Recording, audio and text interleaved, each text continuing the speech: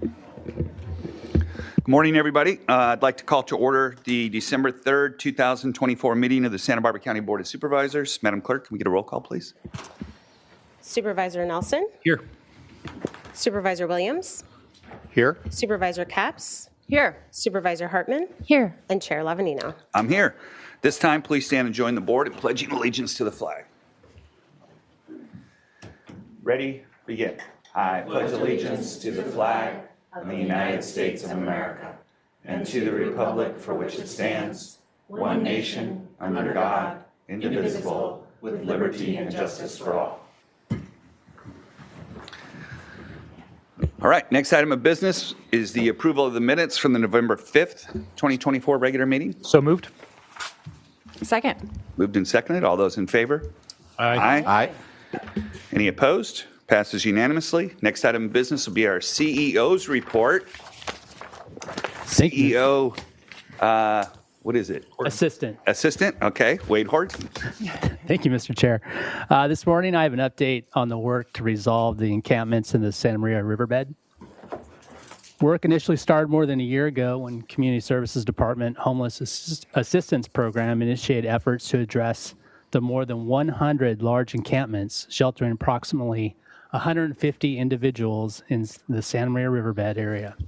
Many encampments also include animals such as dogs, cats, and chickens. The photos on the left of the screen were taken in July, and the photos on the right were taken in October, and show the difference made over those 3 months. As the county staff led a coordinated effort involving San Luis Obispo County, the city of Santa Maria, Caltrans, law enforcement, and service providers. During that time, 100 individuals received case management and housing support from Good Sam, 5 Cities Homeless Coalition, and the public health, public defender, and behavioral health teams. Additionally, 150 tons of debris, including hazardous materials, were cleared. Care for Paws and the San Luis Obispo Animal Control Services treated or rescued dozens of animals. This collaborative effort resulted in improved environmental conditions and positive outcomes for many unhoused individuals. I'd also like to thank Joe Devonick with our Community Service Department for his boots-on-the-ground leadership of this effort. And Joe is here if you have any questions for him. Yeah. Jesus and Joe, if you could come to the mic.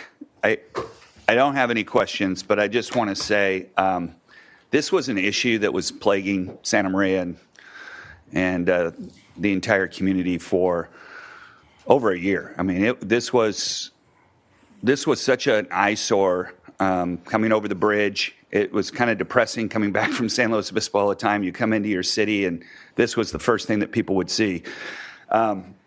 I just want to show my appreciation. I know this was a coordinated effort through our CEO's office. I know Wade really went to bat for us. I want to also thank CEO of San Luis County, Matt Pontus, for getting us rolling up in there. I want to remind people that that entire area is the property of San Luis Obispo County, but I appreciate their willingness to help us, the city of Santa Maria, providing their rangers, Caltrans cleaning out underneath on their right-of-way underneath the bridge. I just wanted to thank you both so much, your leadership. This was done in a humane manner. People were safely extricated from some of these very scary conditions that they were living in. I got to go out the first day and witness firsthand the first deputy, ranger, and deputy that walked up to the first tent.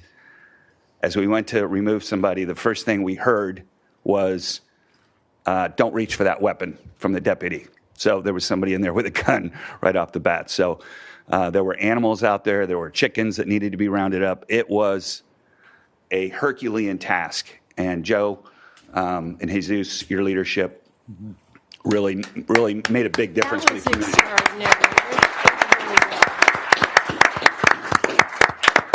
Would like to comment?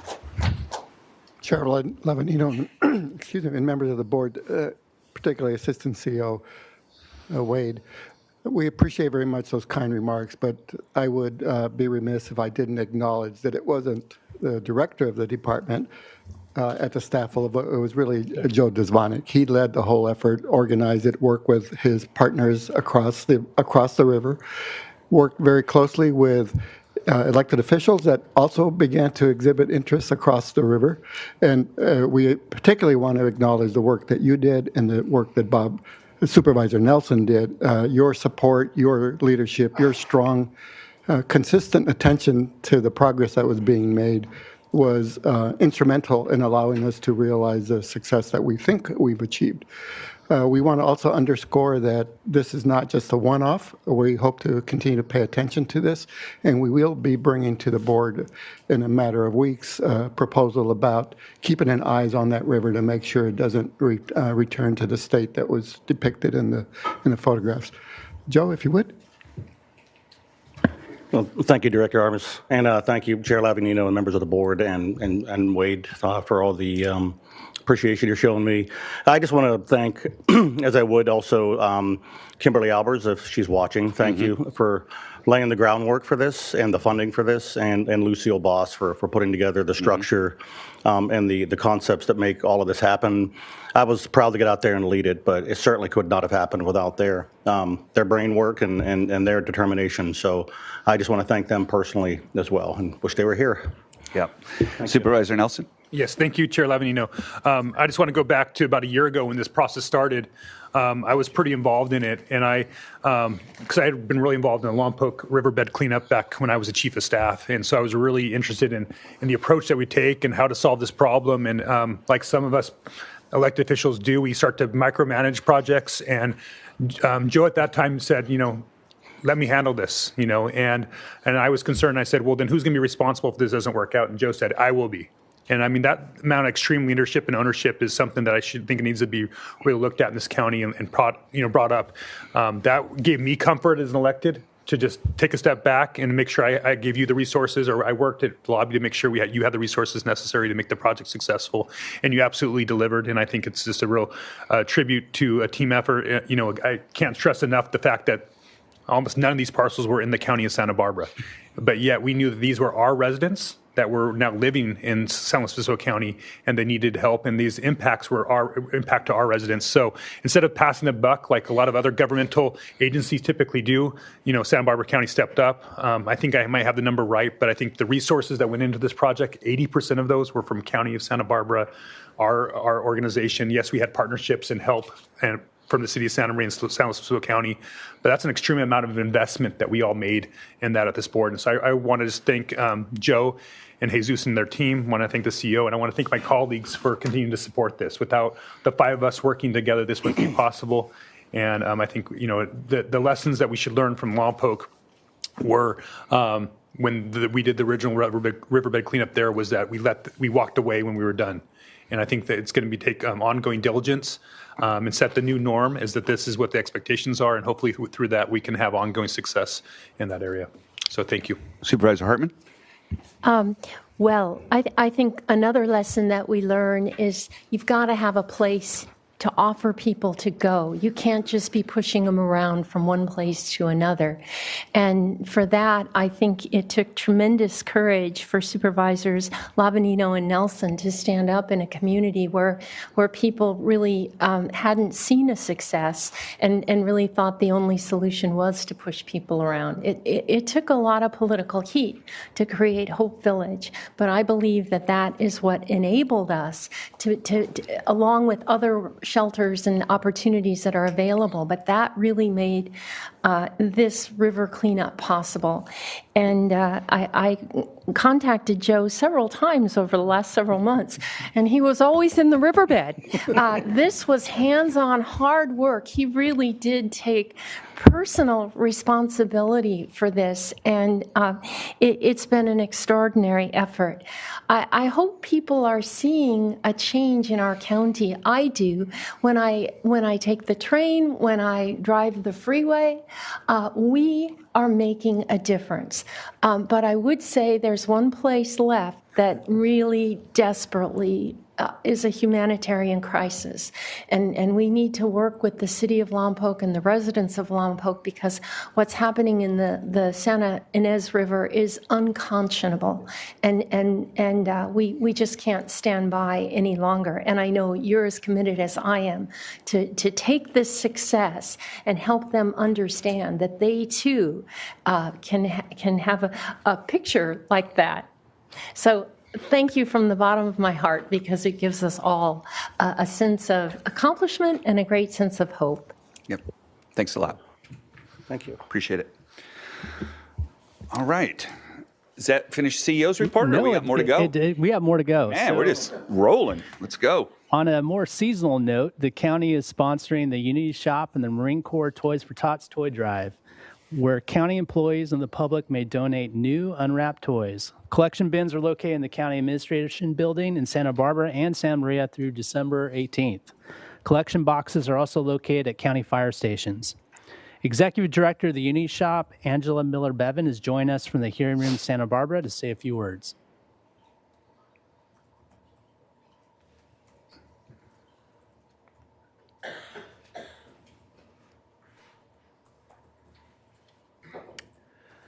She in Santa Barbara? Or? We'll see if...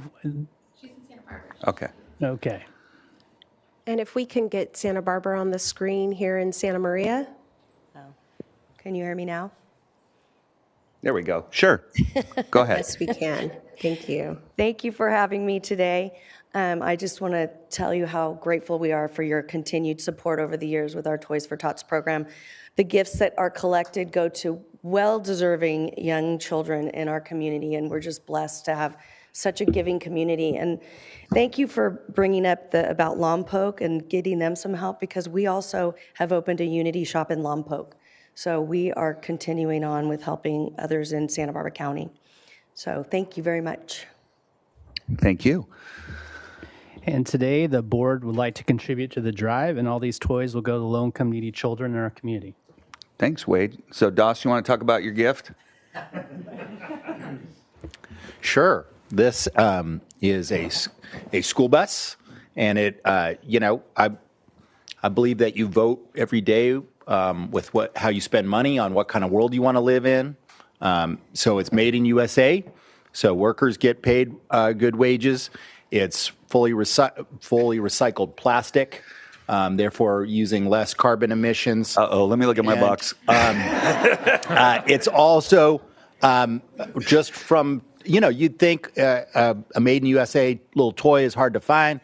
It's 2 blocks from our office in Santa Barbara, Chicken Little, local shop, didn't require, Amazon moving boxes all over the place and filling up our landfill. So this is an example of the kind of toy you can get for relatively affordable amounts from our shops in Santa Barbara. Cool. Supervisor Capps? Thank you. Along those lines, this is a nature art set, but from a bookstore, and bookstores are incredibly important, especially in young minds. It's from Chaucer's, which just celebrated their 50th anniversary and a passing of the torch with new leadership, local leadership. My son helped us pick this out. It's a nature art set, which combines all good things for kids, nature, art, and books. Supervisor Hartman? Let's see. I serve on the Fire Safe Council, and am always encouraging people to do more to help our firefighters be fire safe. So that's the professional reason, but I also have a 3-year-old grandson who recently moved to Goleta, and he is just crazy about firefighters. And he often likes to be carried, but if I can point out a fire hydrant, I can get him to run like a firefighter and don't have to lug him around. Supervisor Nelson? Yes, thank you, Chair Lavanito. Never too early to start the career in farming. And so our office is a John Deere office. My assistant, Liz Zepeda, her brother Sal is the general manager over there at Cal Coast here in Santa Maria. And so we just always like to encourage our young kids to start thinking about their future and where our food comes from. So we've got a John Deere dump truck here. Very cool. And in the kind of the same vein, that the county's had a really hard time recruiting a veterinarian. set so we can get somebody out there started to have a great career at the county. So I guess we'll take the toys down and put them in the bin.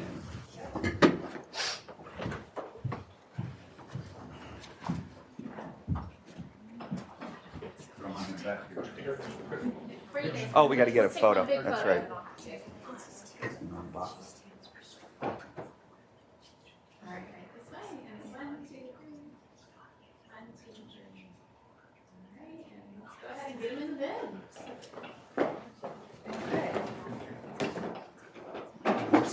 Yours is going to hold.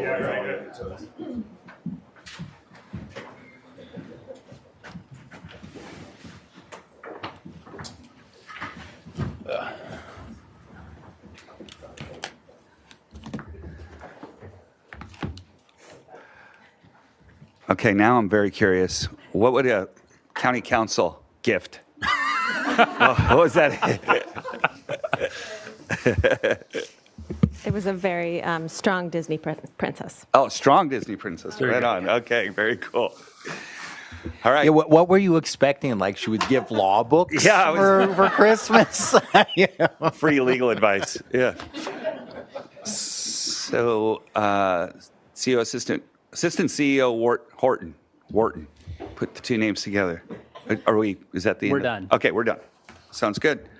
Madam Clerk, any changes or announcements to our agenda today? Chair Lavanino and members of the board, I do have a few announcements this morning. We received a continuance request from the Auditor Controller's Office for administrative item number 8.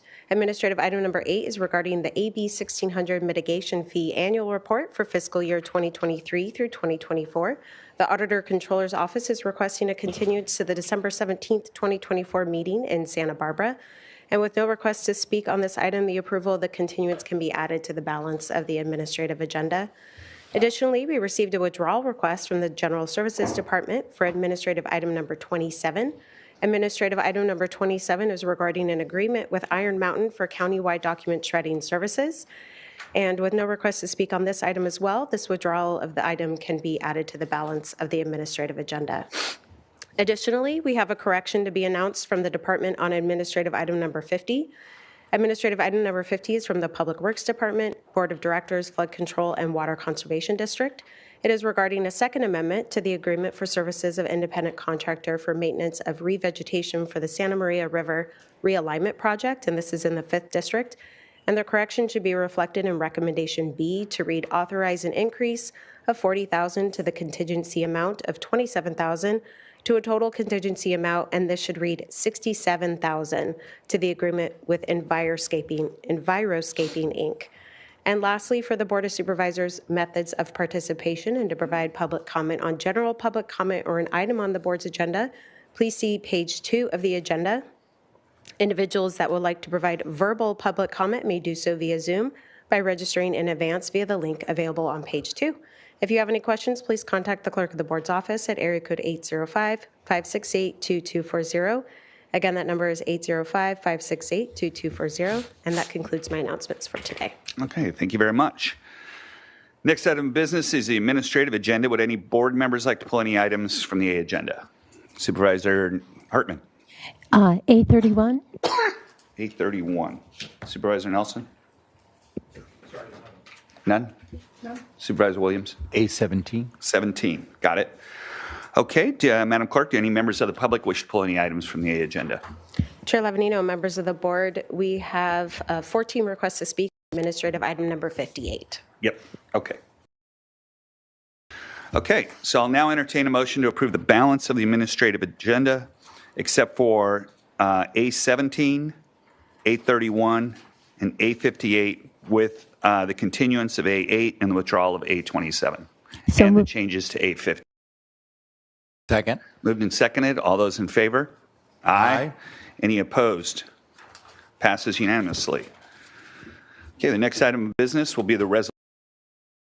Clerk, item A1. Chair Lavanino and members of the board, administrative item number 1 is sponsored by Supervisor Lavanino. It is to adopt a resolution of commendation honoring Monica Gagliardini of Child Support Services as the December 2024 Employee of the Month in Santa Barbara County. And joining us in person today, we have Monica Gagliardini. Josie Felix, and Meta Richardson. And if you can please come to the podium, and I'll go ahead and read the resolution. Whereas Monica Gagliardini exemplifies the county's organizational values of accountability, customer focus, equity and inclusion, innovation, trust, and ethics. And whereas Monica Gagliardini models the transformative behaviors of collaborative problem solving, alignment with the county's vision, risk-taking, data-driven decision-making, and strategic thinking. And whereas Monica Gagliardini has a wide variety of critical responsibilities within the department, including conducting staff training, managing high-profile and high-conflict child support cases, preparing and filing documents in cases before the Workers' Compensation Appeals Board, monitoring cases with an incarcerated participant, and a significant number of other important assignments which contribute to the strong performance of the department. And whereas Monica Gagliardini has been a leader in working with stakeholders throughout the department to create and maintain the Microsoft OneNote application, which documents the department's processes and best practices, and is an invaluable tool used daily throughout the department to support staff who operate in a child support program that is highly complex and ever-evolving with frequent legal, policy, and procedural changes. And whereas Monica Gagliardini quietly and without self-promotion performs excellent work day after day, month after month, and year after year, can be counted on when times get tough, will drop what she is doing to assist others when needed, and brightens the day of everyone she encounters as she carries out her job responsibilities with kindness, compassion, and the utmost competence. Now, therefore, be it hereby ordered and resolved that this Board of Supervisors recognizes Monica Gagliardini as the Employee of the Month for December 2024, passed and adopted today.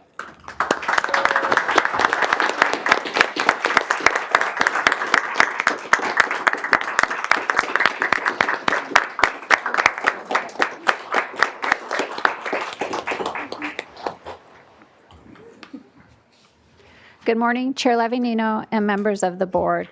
I am Meta Richardson, Child Support Services Director, and I am so pleased to be here today along with Josie Felix, Child Support Services Supervisor, to honor Monica Gagliardini as the county's December 2024 Employee of the Month. In Monica's role as a Child Support Officer Senior, she navigates many of the most complex child support issues, and she develops training programs for child support officers throughout the department. In her 25 years with the department, Monica has, without fail and without exception, embraced her many responsibilities with professionalism, expertise, kindness, empathy, positivity, calmness, accuracy, and efficiency. Monica was selected for this honor by our Child Support Services team and is someone who everyone wants on their team because she is an outstanding and collaborative team member who not only gets the job done, but who is also a pleasure to work with. Thank you, Monica, for everything you do for our department. Josie Felix, Monica's supervisor, would like to say a few words. Good morning. For 25 years, Monica has been a key part of Child Support Services, and I've had the privilege of working alongside her for 22 of those years. I was Monica's first trainee, then later became a trainer myself, and I've had the opportunity to learn and grow because of her. Monica's dedication, expertise, and kindness set her apart. She's the one we all turn to when we need guidance or a fresh perspective. Monica's calm demeanor and collaborative approach make even the toughest challenges feel manageable, and her sense of humor keeps the team grounded. Whether she's training new staff, mentoring her peers, working on reports, or updating our business processes, she does it all with professionalism and a caring attitude. Monica, you're not just a fantastic coworker and a dear friend to me. You're truly the heart of our team. Congratulations, and thank you for everything you do. Thank you.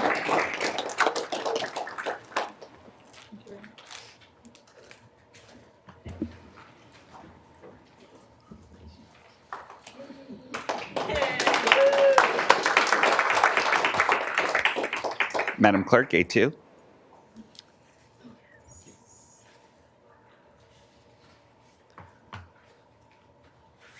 Chair Lavinino and members of the board, administrative item number 2 is sponsored by Supervisor Capps and Supervisor Hartman. It is to adopt a resolution commemorating the 100th anniversary of the Junior League of Santa Barbara. And joining us via Zoom today, we have Jenny Elise Ramirez. And if we can see Jenny on the screen, And I will go ahead and read the resolution. Whereas Junior League of Santa Barbara, Inc., JLSB, was established in 1924 as an organization whose mission is to advance women's leadership for meaningful community impact through volunteer action, collaboration, and training. And whereas for the past century, JLSB has been a driving force in cultivating a culture of active citizenship, community involvement, and personal development among its members. And whereas JLSB has consistently demonstrated a commitment to the betterment of society through various impactful projects, initiatives, and community service endeavors. And whereas JLSB's focus areas improving the lives of at-risk young women by educating and empowering them to reach their full potential while working to prevent exploitation and injustice in our community. And whereas JLSB has served as a beacon of inspiration by fostering a spirit of innovation, collaboration, and social responsibility among its members, thereby contributing significantly to the growth and progress of the city and county of Santa Barbara. And whereas JLSB has played a vital role in shaping the leaders of tomorrow by providing a platform of young individuals to develop skills, exchange ideas, and build networks that will serve them in their personal and professional lives. And whereas as JLSB celebrates its 100th anniversary, it is fitting to recognize and commend the organization for a century of unwavering commitment to fostering leadership, community service, and personal development among the women in Santa Barbara. Now, therefore, be it hereby ordered and resolved that this Santa Barbara County does hereby commemorate the 100th anniversary of the Junior League of Santa Barbara. We express gratitude for the organization's century-long commitment to empowering young leaders and making a positive impact in communities, passed and adopted today.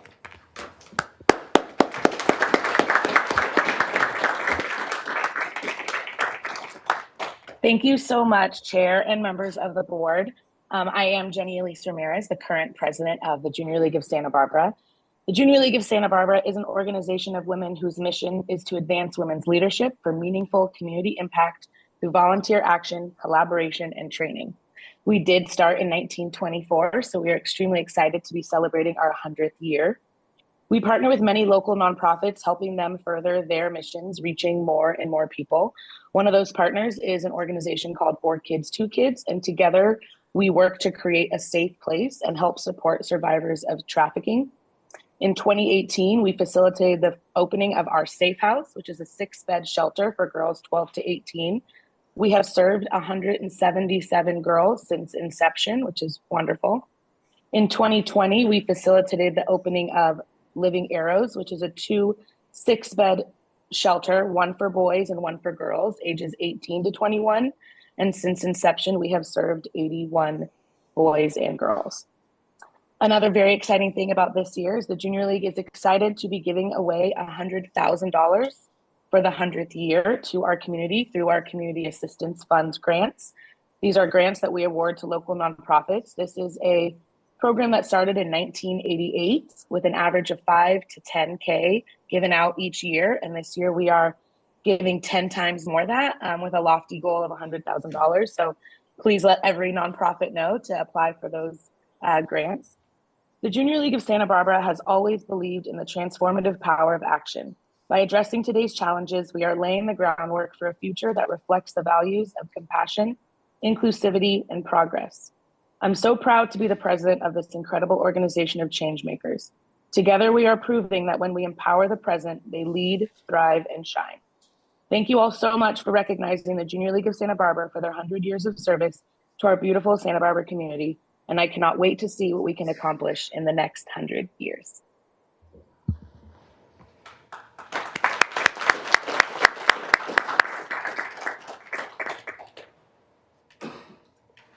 Let's go to A3. Or, yeah, A3.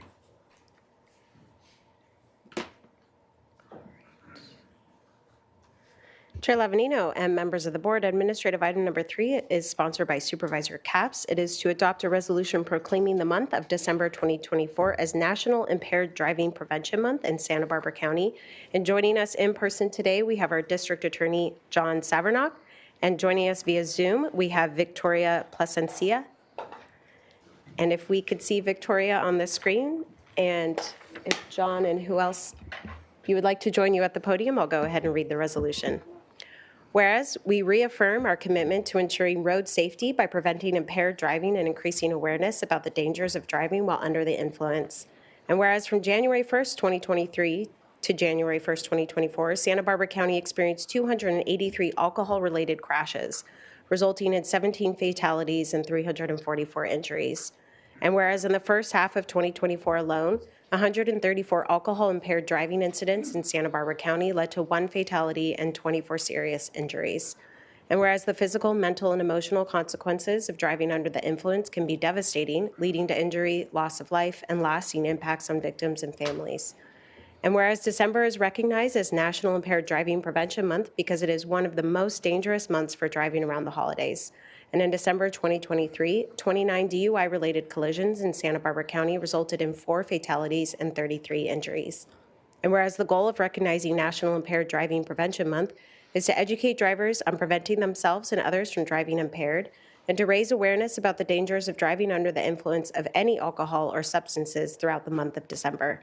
Now, therefore, be it hereby ordered and resolved that this Board of Supervisors declares the month of December 2024 as National Impaired Driving Prevention Month in Santa Barbara County and recognizes Mothers Against Drunk Driving for their efforts to reduce impaired driving, passed and adopted today.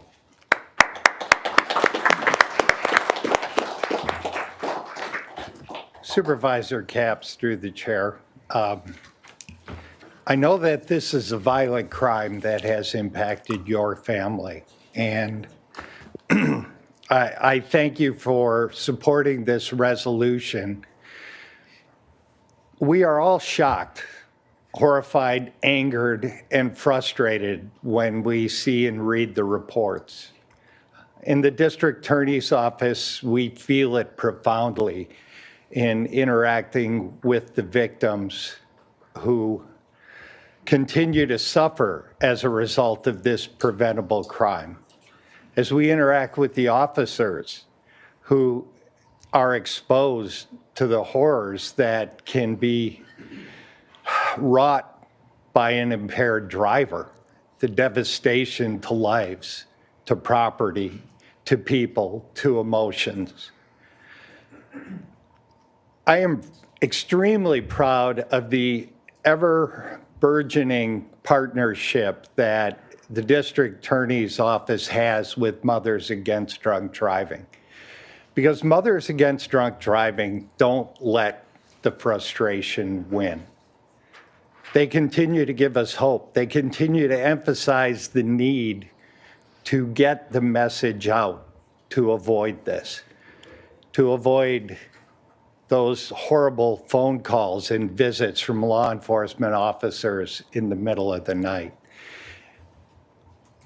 I put up a lot of Christmas trees, and on the big tree in my living room in the center, I have a very simple, it's a glass heart with metallic confetti in it. And don't worry, I won't send it to the landfill. It will always be on my tree.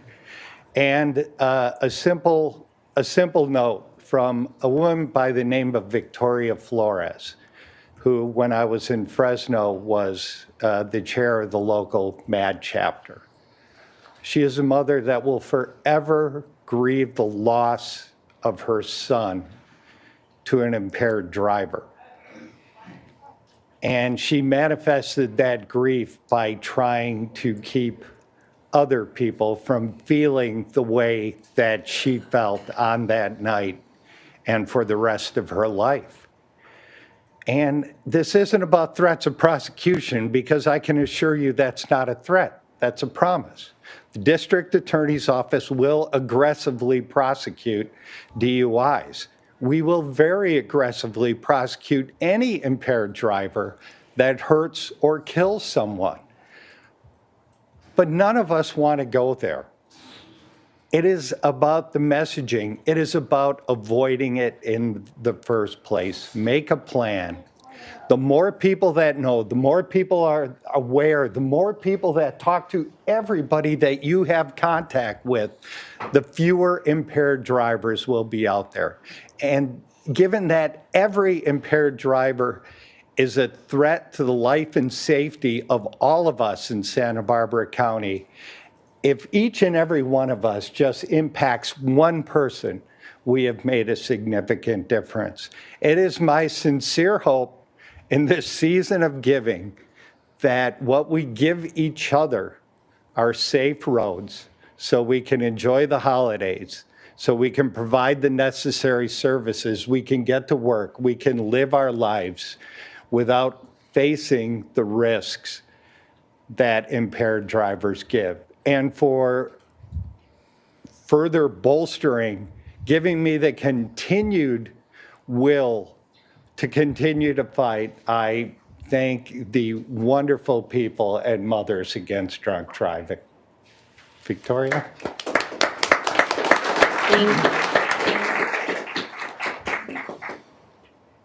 Thank you so much for having me. It really means a lot to be here. And I do wish I was in person with you all shoulder to shoulder. There's a different energy with that. So my name is Victoria Placencia. I have the joy of serving our beautiful Central Coast region for Mothers Against Drunk Driving, Ventura, Santa Barbara, and San Luis Obispo counties. It's always been such an honor to work with the Office of Supervisor Laura Capps, her staff, her team, and also the Santa Barbara District Attorney's Office. Their commitment to combating impaired driving has been absolutely remarkable and consistent, and their dedication towards public safety is admirable. They continue to strive towards improving and protecting the lives of our county, our city, our roadways, communities, neighborhoods, and our families. The holidays are meant to be enjoyed with our loved ones, and one life taken or one empty seat at the table from a 100% preventable crime is absolutely unacceptable. MAD's new tagline is "Impaired driving ends here." We will be dedicated to this in our everyday work, which involves implementing our prevention education for youth, parents, and professionals, attending DUI saturations and checkpoints, hosting victim storytelling and impact panels, and supporting youth-led campaigns. In 2024, MAD California facilitated 220 presentations to youth about traffic safety, underage substance abuse prevention, and how to avoid getting into a vehicle with an impaired driver. 27,299 participants sat in on our victim impact panels, and 530,460 education materials were distributed. These few tools are part of our much larger mission to end impaired driving.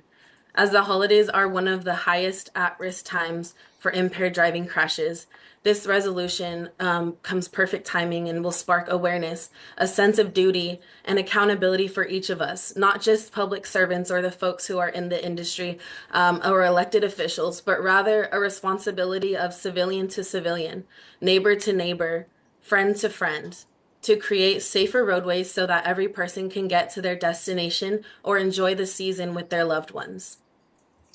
We are grateful for the sponsorship of this resolution from the Office of Supervisor Laura Capps, and MAD supports today's resolution wholeheartedly.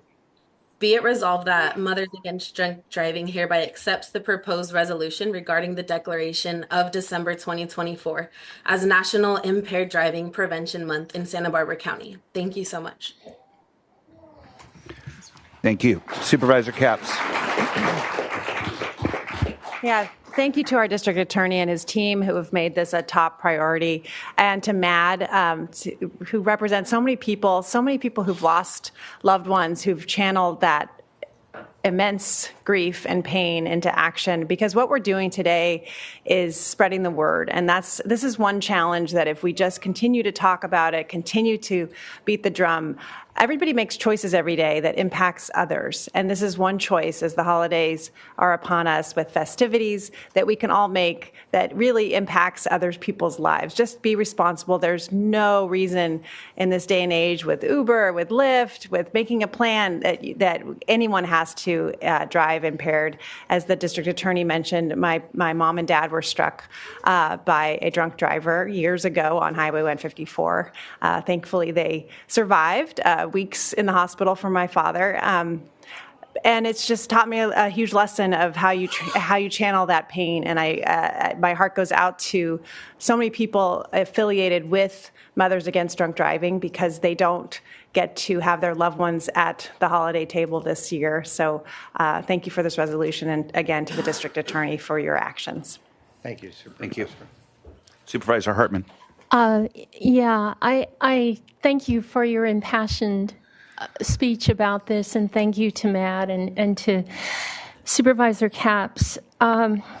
This is really resonating, I think, across our community because we recently lost 2 little girls just outside Lompoc. And what people may not know is one of our county employees, not an emergency worker, held one of those little girls thrown from the car in his arms as she died. And there's no excuse for this. And so each of us, I know our county substance use disorder, we're working with people all the time, but that can't happen. And so thank you so much for bringing this and focusing attention on it right now, because it's especially painful. Thank you, Supervisor. Thank you. That takes us to our last administrative resolution, which is administrative item number 4. Chair Lavanino and members of the board, administrative item number 4 is sponsored by Supervisor Capps and Supervisor Hartman. It is to adopt a resolution in support of immigrants and migrants in Santa Barbara County. And joining us here in person today, we have Maria Salguero from the Immigrant Legal Defense Center. And via Zoom, we have Leslie Marin Juarez from the Santa Barbara City College Dream Center. And if Maria can please join us at the podium, and I'll go ahead and read the resolution. Whereas the County of Santa Barbara believes that the physical safety and emotional well-being of all children, individuals, and families in our county is critical to providing for and protecting our quality of life, and no election result changes our commitment to all people within our county. All of those who live in our county can depend on county staff to model and maintain an environment of respect and compassion for all individuals. And whereas with potential policy changes coming from the next administration, we believe it is important to affirm our policies as supporting all individuals regardless of immigration status. And whereas furthermore, within a highly charged atmosphere driven by national politics, it is all the more imperative to reduce the fear that is being felt locally throughout our county. We can do so by dispelling myths, sharing accurate information about the many resources available to the immigrant and migrant community, and working to mitigate bullying, harassment, and discrimination of all kinds. And whereas the county provides a social safety net to our most vulnerable individuals and families, many of which serve immigrants and migrants irrespective of status, such as the state's Nutrition Assistance Program, CalFresh, these services will continue, and we will ensure that those accessing them are safe and supported. And whereas California officially became a sanctuary state in 2017 when Governor Jerry Brown signed Senate Bill 54, also known as the California Values Act, the law limits cooperation between state and local law enforcement agencies and federal immigration authorities. And whereas there are many organizations dedicated to supporting the welfare of immigrants and migrants, including Immigrant Legal Defense Center, Importa Santa Barbara, Legal Aid Foundation, LEAP, school districts, and higher education, and more. And whereas as the county government, we stand together and continually work to create a positive culture where every person is respected and valued. And as a board, we invite the public and those committed to supporting our community and work collaboratively for a stronger Santa Barbara County. Now, therefore, let it be hereby ordered and resolved that as a county, we will continue to serve and respect people from all backgrounds, including those from marginalized communities, and we will model a culture of compassion for all, passed and adopted today.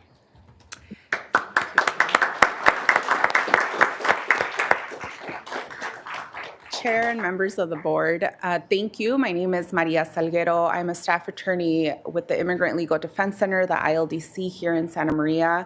The ILDC was operating starting in 2019, and I was the first staff attorney that the organization hired in 2020. And since then, we have expanded our growth and our reach to serve Santa Barbara County and the Tri-Counties and the immigrant communities that we represent. So we are a very unique organization. We provide removal defense before federal judges to prevent deportation, mass deportations of members in our community. And as we know, immigrants really make up America and Santa Barbara County in our community. So we're really here to honor and represent our communities, especially now, given the national and even local election results. We are more committed to preserving our communities and to advocating. And on behalf of our executive director, Julissa Peña, and the rest of our staff, we thank you for honoring this work, this crucial work. Thank you.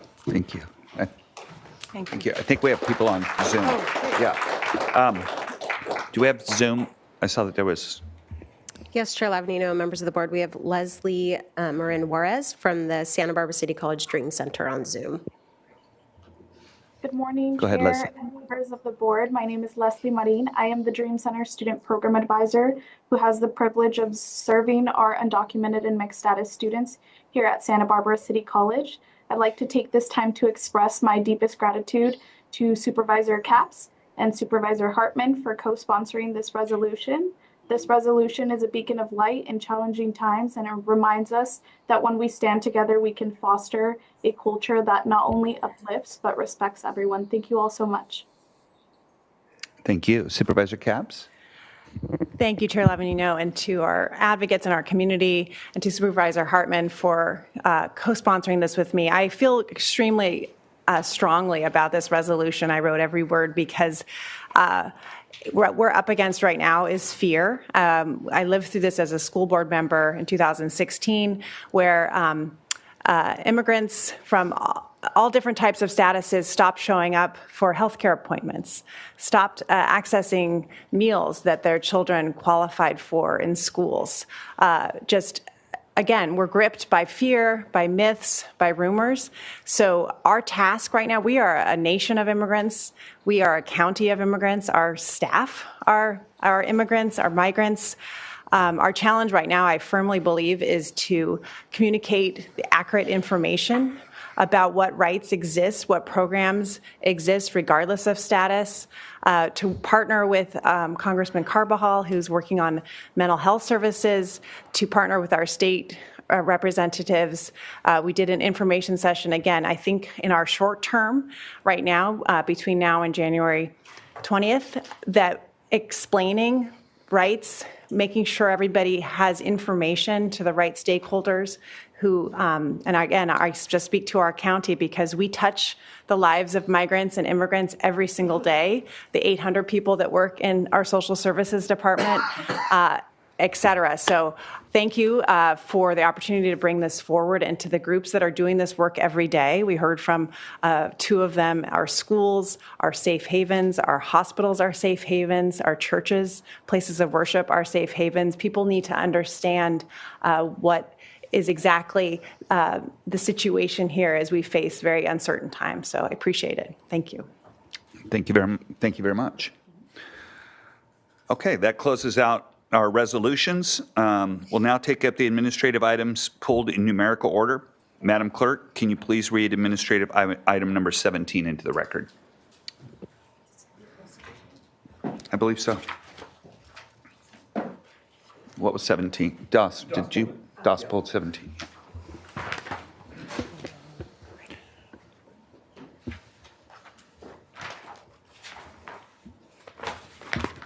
Chair Lavanino and members of the board, administrative item number 17 is from the Community Services Department. It is to consider recommendations regarding a 5-month performance update concerning the California Encampment Resolution Funding Round 3, SURF 3 strategy. Supervisor Williams?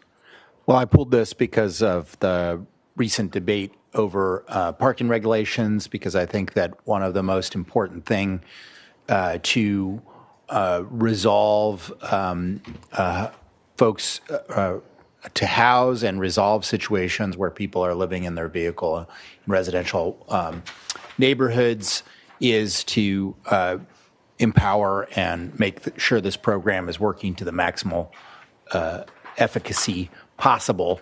And there were some good charts in the item. But I do think it's important for us to try to get our grips around what may be holding us back in this. So I'd like to just hear from staff.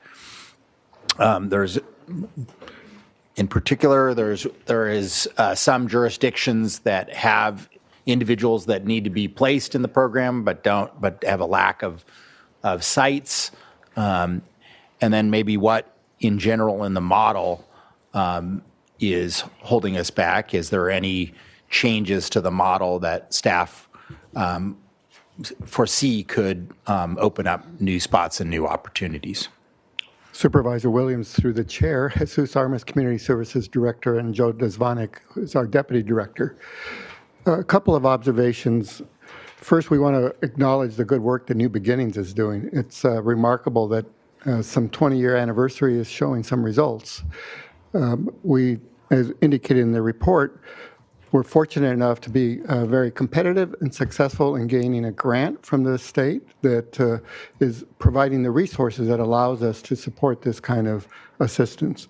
What's critical here, I think, is to demonstrate that the only way we can really have any success with assisting folks that may be living in their vehicles is to provide a location where they can park, where they can be in a safe environment. New Beginnings does that. The challenge, however, is finding a location and finding compliance with local regulations. There are some communities that discourage this kind of use, and there are some that are more forthcoming.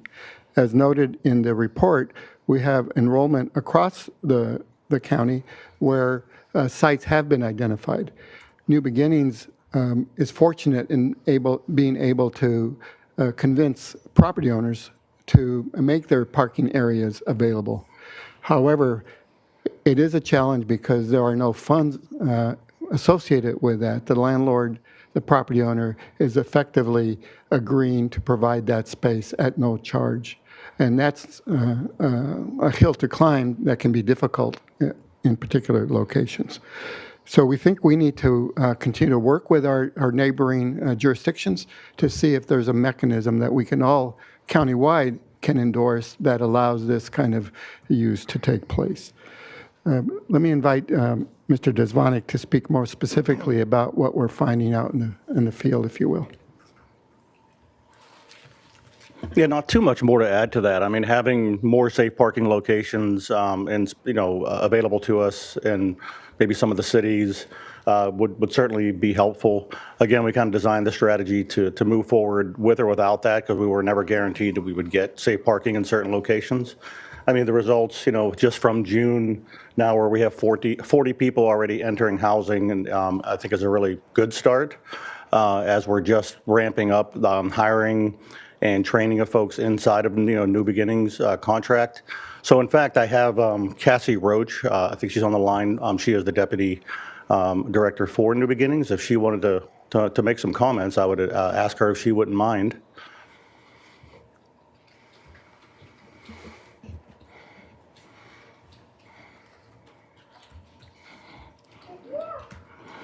I don't want to hold us up too much. Do we have her? We do. We just unmuted her, and I believe she will be with us momentarily. Oh, okay. So. Yes, I am. Oh, okay. Thank you very much. I'm Cassie Roach. I'm the Safe Parking Program Director and oversee the SURF program. And so just a few updated numbers since we've had a little bit of time since we provided that data. We've now enrolled 173 individuals and have actually housed 48. So we are seeing great movement, all things considered, with our housing market. And I think one of the biggest barriers and greatest achievements of the SURF program is the funding, and that we're able to provide pretty significant vehicle repairs that have kept these vehicles essentially stuck on our city streets. So the program has been able to get the necessary funding to get the vehicles moving, get them registered, get them insured, and enrolled in safe parking so that we're able to move them from the streets into a safe space to be at night and ultimately getting folks back into permanent housing.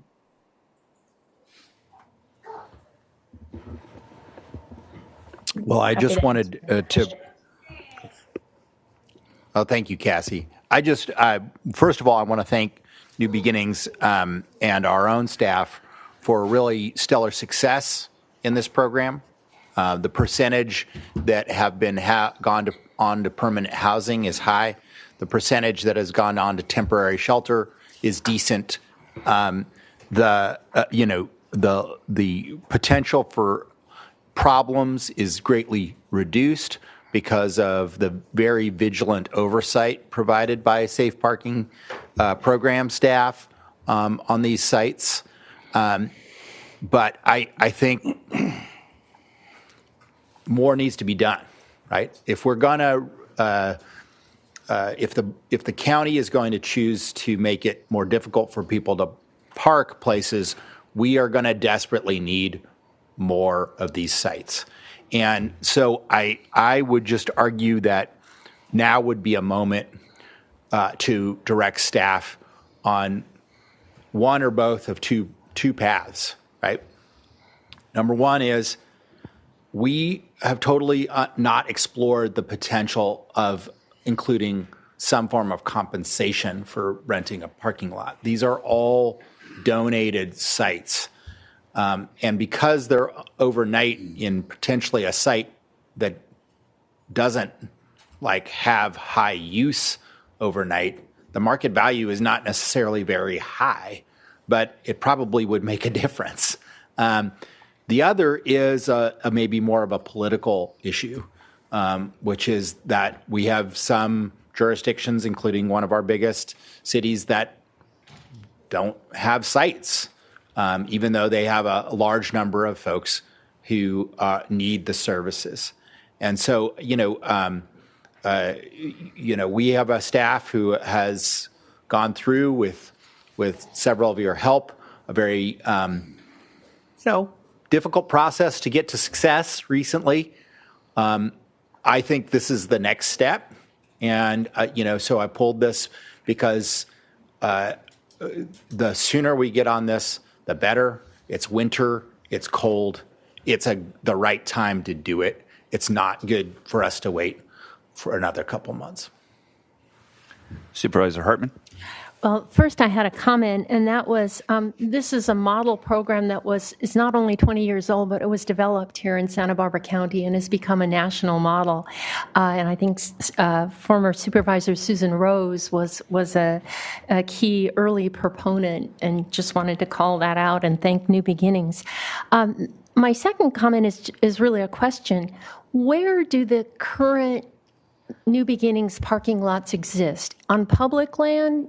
Faith communities? I mean, do we know where is the lowest hanging fruit in cities where we don't have enough? Is it going to government or going to county parking lots? Is it going to churches? I know that's a little more difficult. Where are they located? Where are we having the most success?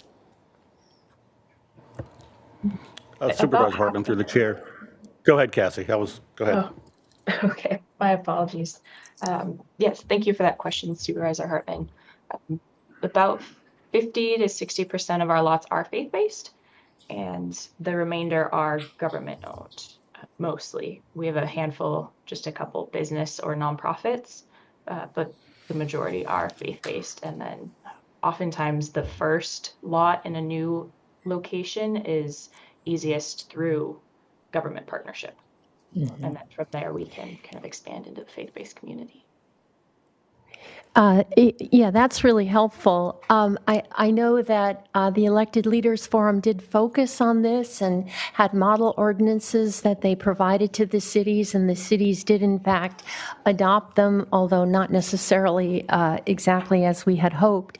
But I agree that if we can take the next step and try to more aggressively target where we need them and go out and solicit, and perhaps if we did have a source of compensation to offer, that would be a good thing. So I'd like to go along with Supervisor Williams and direct staff to explore that. And I think each of us and the communities we represent should help reach out because it's not an easy thing to do. Supervisor Nelson. Yes, thank you, Chair Lavanino. And I noticed as well that Santa Maria was the only city without a safe parking lots on there. And I think that needs to be part of the conversation with the cities that we're having on various other issues. But I think the reason why Hope Village worked for Supervisor Lavanino and I is because we also could make the promise that we were going to do something else to minimize the impacts.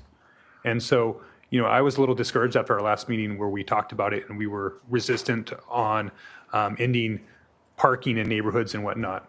But if we could partner those things together, I think that's something that we can sell to the public. And so that's where I need to get to be able to support this moving forward. And I know we're not quite agendized for this, but I just want to make sure everybody understands those are the two pieces that have to come together to be able to get that through politically, as in the city of Santa Maria or up here on the board, at least for this supervisor. But I do think we could eventually land that if we continue to work on it. I do see on the agenda we have coming back in January the encampment strategy piece. I think that's the 14th of January. I wonder if we could add that to that conversation to continue this along.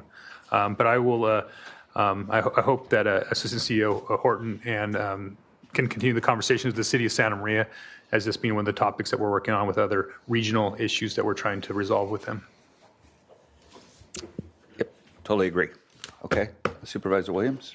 Yeah, I'd just argue that work done by staff before that, so that we may have parking lots available, might change that conversation and make it more cooperative and less zero-sum game of a conversation, which is, precisely the reason why I think we should move forward, direct staff to move forward now. This perspective that there's two parts of this, I totally get that. I think that we may disagree on how much emphasis to have on each part, but there is no question that some situations are too problematic to let stand, right? But if we don't have places for people to go, it's just shuffling people around. And so I would just argue that while we still have resources that we can tap into, it is even more important to move sooner. And of course, the season is upon us, which is another reason. I did not come up with the idea, but I was in the room with the people working on this idea when it was first started. It was a group of do-getters that included one county employee, but was mostly nonprofit folks. New Beginnings, Gary said, "Hey, well, we'll take it on," right? It was originally envisioned to be mostly commercial sites. That did not happen for a variety of reasons. It's borne mainly by government sites, but in an age where less commercial space, more commercial space is vacant, it may be the right moment to try again. And there is, of course, urgency. So I just ask that we would direct staff to move on one or both of these paths today. Do you guys have enough direction that you feel comfortable coming back in January with some hard and fast ideas? Hard and fast is a challenge, but we do think we can bring forward some recommendations for you to consider. Very good. Thank you. All right. Thank you very much. That takes us to A31, Madam Clerk.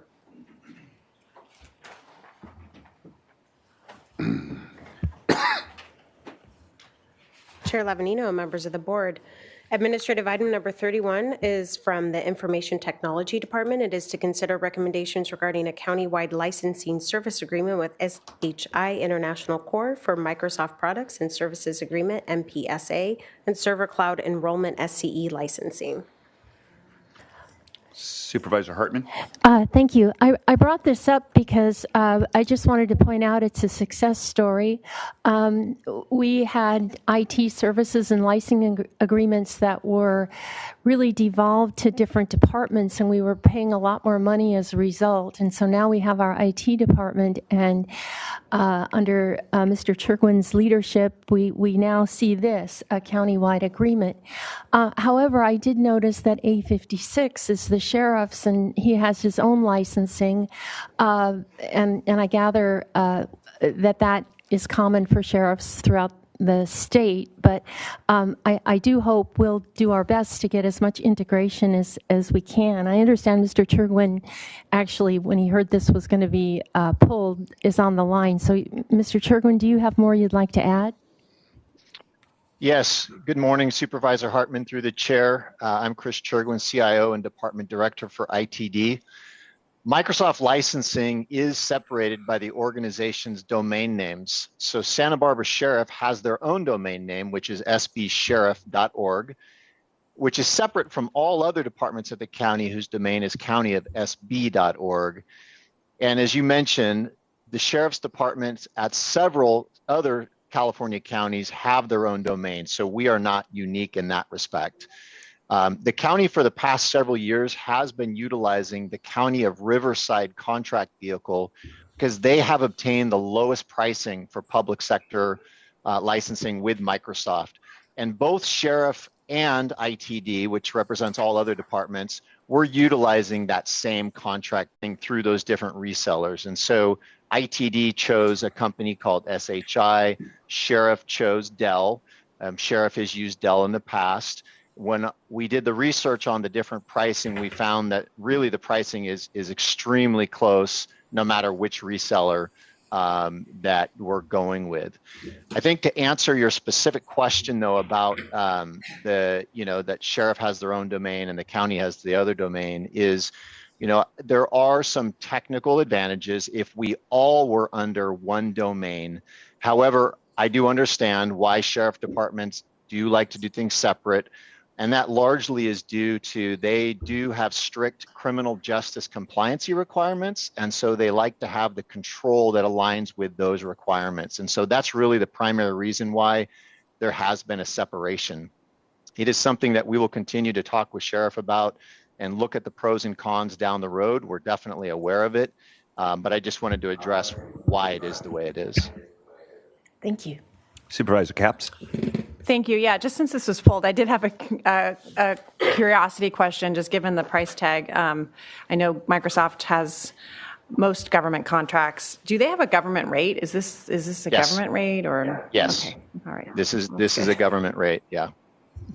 Thank you. So how much higher is it than the normal rate? 2x. All right, we'll pay it. All right, thank you very much, Chris. Appreciate it. You're welcome. Okay, that takes us to 858. Chair Lavanino and members of the board, administrative item number 58 is sponsored by Supervisor Williams and Supervisor Hartman. It is to consider recommendations regarding a verbal report out from the Farmworker conditions in Santa Barbara County Temporary Ad Hoc Advisory Committee. And we have 24 requests to speak from the public on this item. Okay, we're going to hear the verbal reports first. I want to go ahead and close public comment at this time so that whoever's on that list of 24 will be heard and everybody will get 2 minutes to speak. So that'll be almost an hour of public comment. So Supervisor Hartman, go ahead. Okay. On Tuesday, November 12th, Supervisor Williams and I, as the board's appointed ad hoc committee, participated in a forum on farm worker conditions in our county. We had 3 broad topics addressed by a distinguished and representative set of speakers. First was an introduction that looked at the history of agricultural labor in the United States and Santa Barbara County. It's not a pretty history where ag work has been left out of many of the successes and protections earned by other worker groups. The introduction also offered a snapshot of agricultural production in our county. Next, we focused on ag worker compensation and the county's agricultural economy. And finally, we heard about a range of issues affecting farm workers, including health and safety, housing, and opportunities for upward mobility. We're very appreciative to the distinguished panelists from universities, Merced and UCSB, from the Strawberry Commission, from CAUSE and MyCop, and from the grower community, as well as our County Ag Commissioner and our Program Manager for the County Workforce Development Board. It was a packed room with many people outside, and after the panels, we heard about 3.5 hours of very powerful and heartfelt testimony. It was important to me that we hold such a forum. Farm workers do not have an official voice in county government. They don't, for example, participate on the Ag Advisory Committee. There's really no institutionalized way for them to weigh in and make their voices heard. This forum allowed that to happen. It also allowed the growers to share their challenges. Our ad hoc committee and the public learned more about issues facing those working in our county's largest economic sector that also provides many associated benefits defining the rural character of our county. We heard heart-rending testimony about how the economy, with high inflation, even faster rising housing costs, and the overall high cost of living along the Central Coast, affects the people at the lowest economic rung of the ladder. Many made arduous journeys to get here. They live in our community, many for decades. They grow and harvest our food, contributing to the hugely significant sector in our county's economy. They pay taxes, their children attend public schools, and they truly struggle for their families to survive on such low wages. The minimum wages that most field workers earn simply don't cover the cost of rent, groceries, gas, and insurance, much less childcare. Many live in extremely crowded housing conditions, often with 3 and 4 different families in a small home or apartment, a recipe for tension and trouble. There isn't money for extras for their children. The work they perform is backbreaking, and to do it well requires a great deal of skill, a good eye, a deft hand, and enormous physical stamina to work long days stooped over, many in rain, mud, and heat. The work can be intermittent with incomes uncertain. Some describe facing wage theft, risk of injury from heavy equipment, exposure to chemicals, and are worried about retaliation for reporting on such issues. They're desperate for respect as essential workers and for relief from the severe pressure they are experiencing in the current economy. I and many people who have reached out to me are deeply affected by that plight. As a decision maker, I have to look at their struggle and figure out what are the best tools available at this moment to a county board of supervisors to respond to this need, these very real pleas for help. We also heard from growers in the industry. They have to be insightful and innovative business people for their operations to survive. Most in Santa Barbara County are relatively small acreage compared to farms elsewhere, and we have a large percentage of really small farms, 5 acres say, farmed by Latinos who themselves were once farm workers, especially in the strawberry fields, our county's most valuable crop.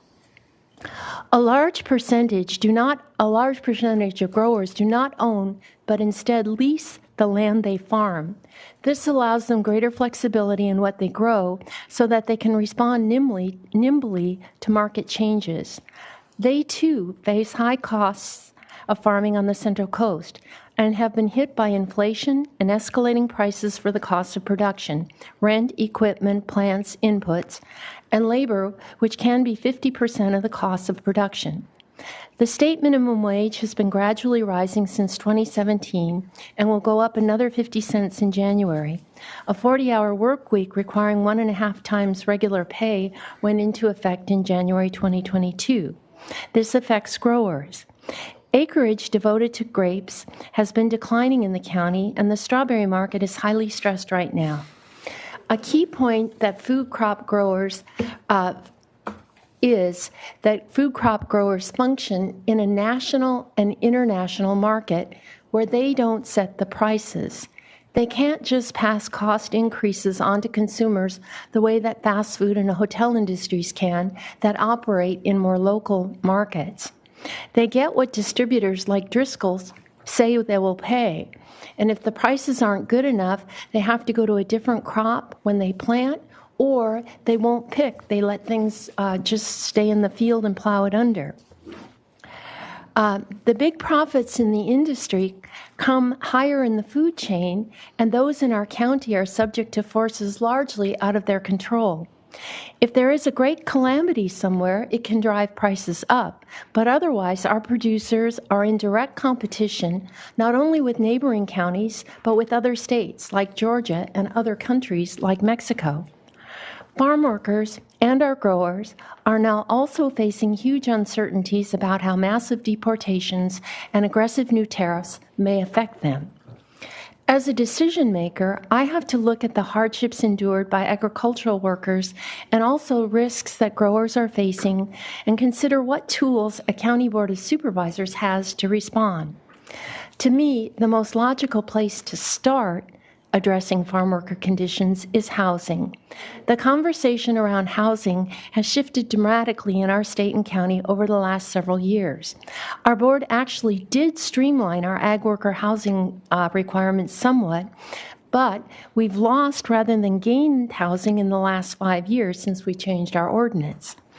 At CSAC, Supervisor Williams and I connected with a Ventura County supervisor where they are constructing several large new farm worker housing projects.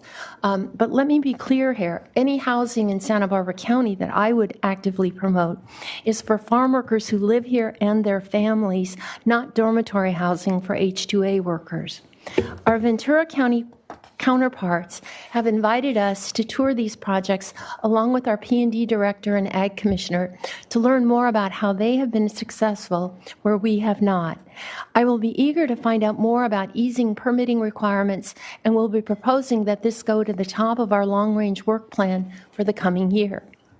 I'm also interested in working with Allen Hancock College to see if we might create a program like Ventura's community colleges that offers a certification for field workers who would like to become field supervisors. And I've spoken with our ag commissioner about his partnership with MyCop in training field workers for licenses to apply chemicals, and I'm eager to support his efforts to have that program offered in Spanish. I'm also very proud of the county's Farm Worker Resource Center and the recent grants we have obtained. That is a key place to start to address issues of concern to farm workers. I realize these are small steps, but they are important ones. In this process, I've learned that our agricultural industry is facing major shifts whose consequences no one can fully predict. Technology is eroding California's competitive climate advantages that allowed growers to absorb the high costs of production here. New seed types allow crops that are known to be allow crops to be grown now in other climates. Strawberries and grapes grow in places previously unimagined. Blueberries come from Chile and Peru. Salad bowl crops are increasingly from Mexico, and the list goes on. What seems clear is that labor, which has been in short supply, is likely to become even harder to obtain. Our resident farm worker population is aging, and their children, while some may stay in agriculture, are not becoming field workers. Harsh new immigration policies could be highly disruptive. Making workers more productive through mechanization only goes so far. The skills of good field workers are greatly needed and are going to become more so. We will all need to continue working together to make this job something that can attract the skilled workers that we need. Supervisor Williams.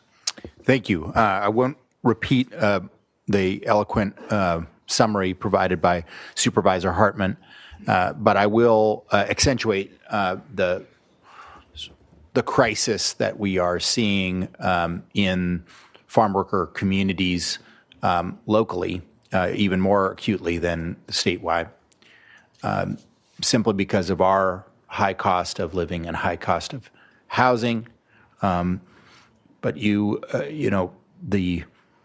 both the testimony and the research indicates, that a large percentage of a farm worker and their families are living 3 or more people to a room, that the rent chews up a majority of 2 income-earning families' income. Many units are not equipped with kitchens.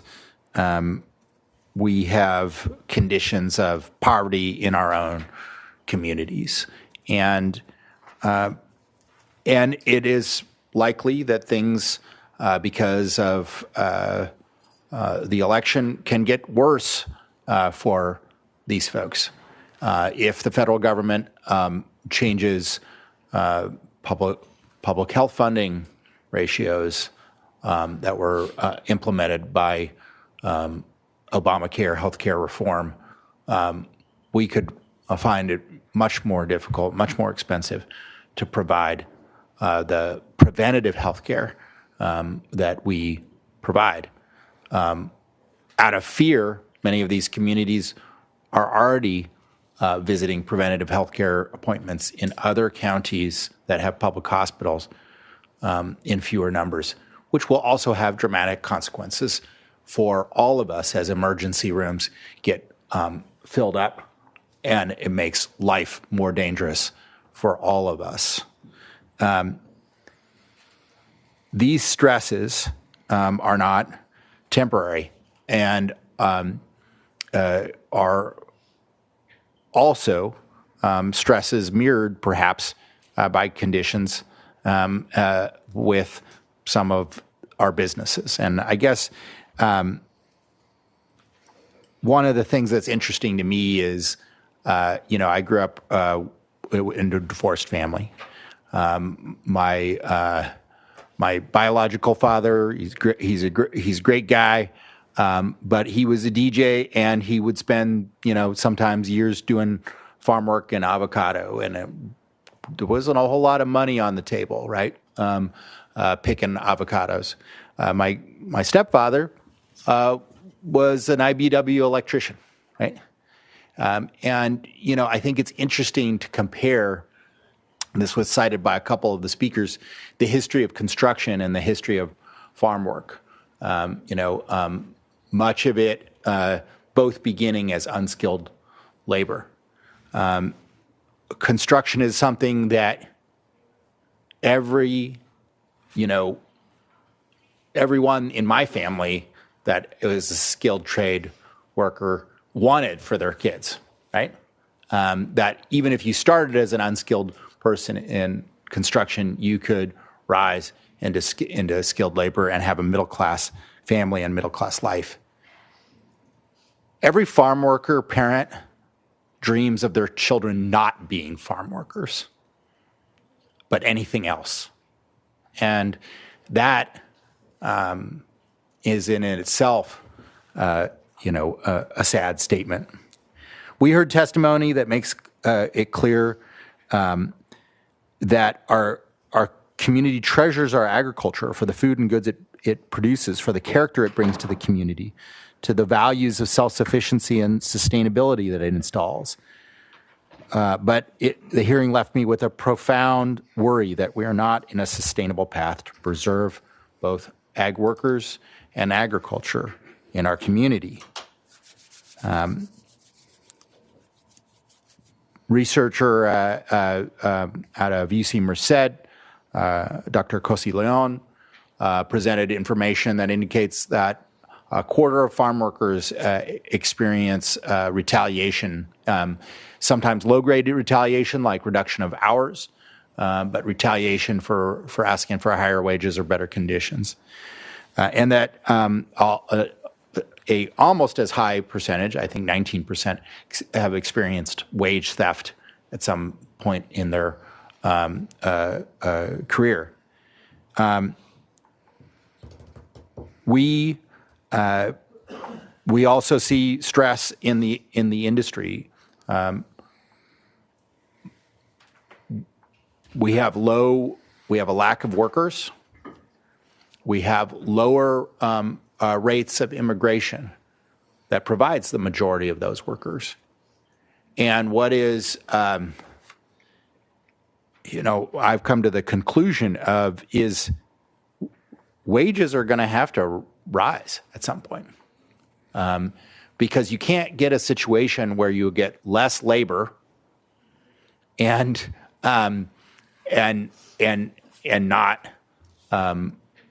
not have higher wages in order for the industry to persevere. So, I think that it's obviously there was compelling testimony on both sides because of these stresses. But again, given that those stresses may get worse, where fewer people become available to do this kind of work, there is going to need to be some kind of adaptation. I would put anecdotally in this county, it seems that wages and benefits tend to be better. Number one, when employers piece together year-round work, so there's stability. It tends to be better the higher percentage of direct employment, the less reliance on farm labor contractors. That's not because there's not some good farm labor contractors out there, but it may be because they're not all awesome, and because it's just different to have a direct relationship with your employer. The one thing that was clear is that the county has failed in its aspirations on farm worker housing. We, a number of years ago, put forward a package to make it easier to produce farm worker housing in this county. That has not resulted in increased production. Now, part of that was because the Coastal Commission pushed back big time in what we strove to do within the coastal zone. But even inland, it's been kind of mediocre.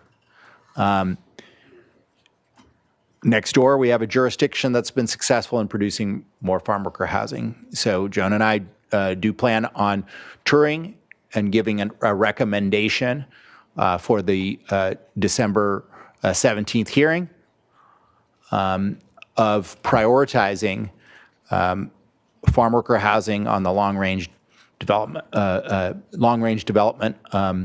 work plan. And it's not because there aren't great things on there, but this is a crisis for both ag workers and for farmers, this lack of housing, because the driver, obviously, of this cost of living is housing. Next week, we will be looking at the ag enterprise ordinance, which we put a ton of staff time in order to help preserve agriculture. But one of the ironies of it is it will make it easier for people from out of town to come stay temporarily on an ag site as a tourist than it would be for someone to come temporarily to live and work. That's weird.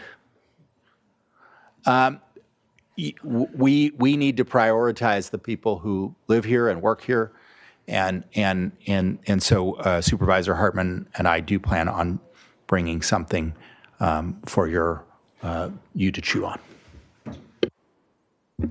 Okay, thank you very much, and we appreciate both of you hosting that meeting and listening to all those comments. So we're going to get a small taste of that. So we have 24 speakers. Madam Clerk, let's roll through. Yes, Chair Lavanino, members of the board, we will begin here in Santa Maria with Kevin Merrill, to be followed by Christina Schallenberger. Kevin?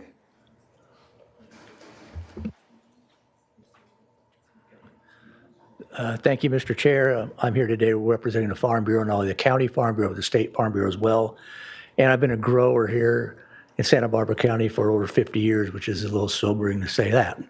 But I appreciate your comments. The Farm Bureau stands ready to help you with your committee.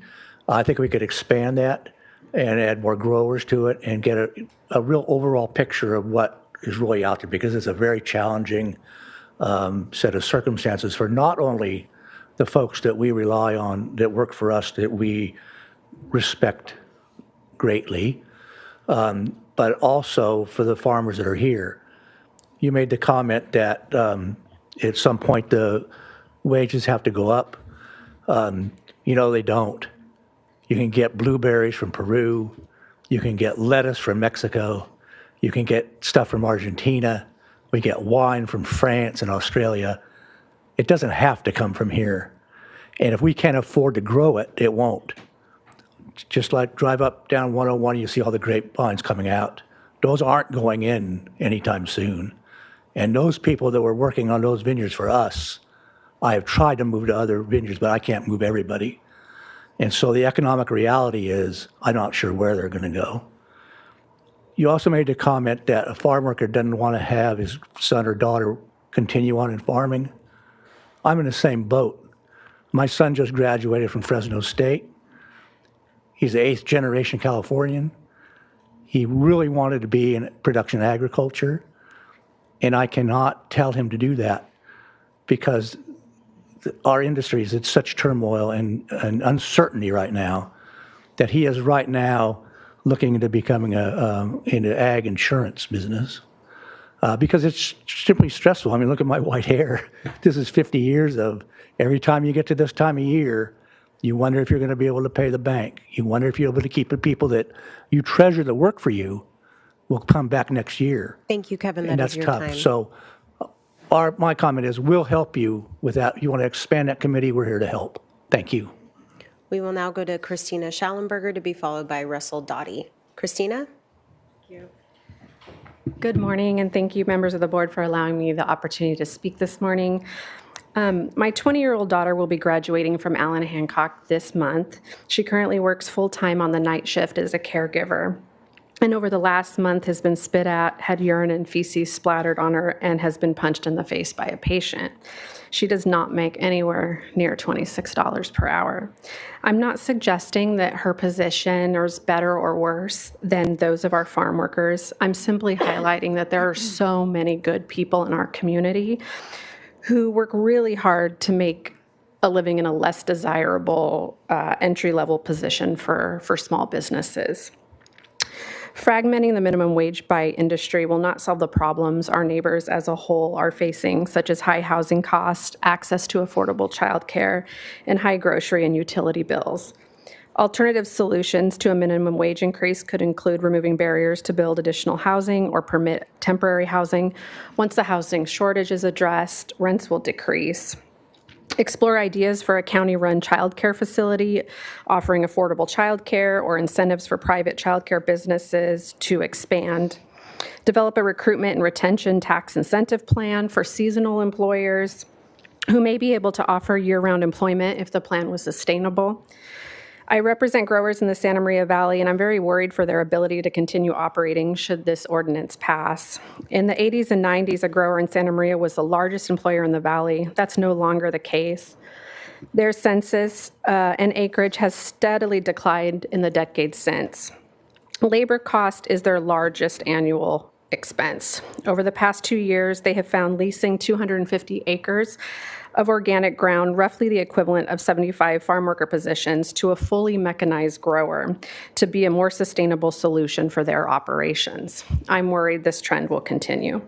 Please consider the unintended consequences of an ordinance such as this. Thank you again. We will now go to Russell Dottie to be followed by Taylor Jones. Russell? Good morning. I'm Russell Doty. I'm an avocado and lemon grower in Goleta. I just want to, I've talked to the ad hoc committee, I talked to the board of supervisors, and I think I agree with Supervisor Hartman and Williams. Housing for us would be the best solution. I think we need to find other ways than just changing the amount of money you make per hour.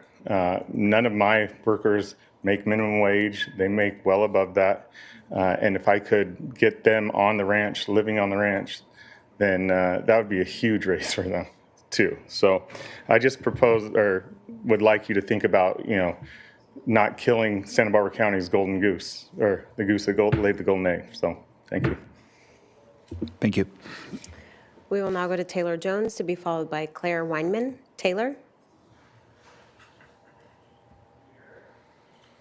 Hey, good morning. My name is Taylor Jones. I'm the Director of Viticulture at Deerberg Vineyards and Star Lane Vineyards. I'm here talking for Tyler Thomas, who is a former AAC committee member and our president and winemaker, as well as the Deerberg family. And we support and echo any of the comments from Claire Weinman.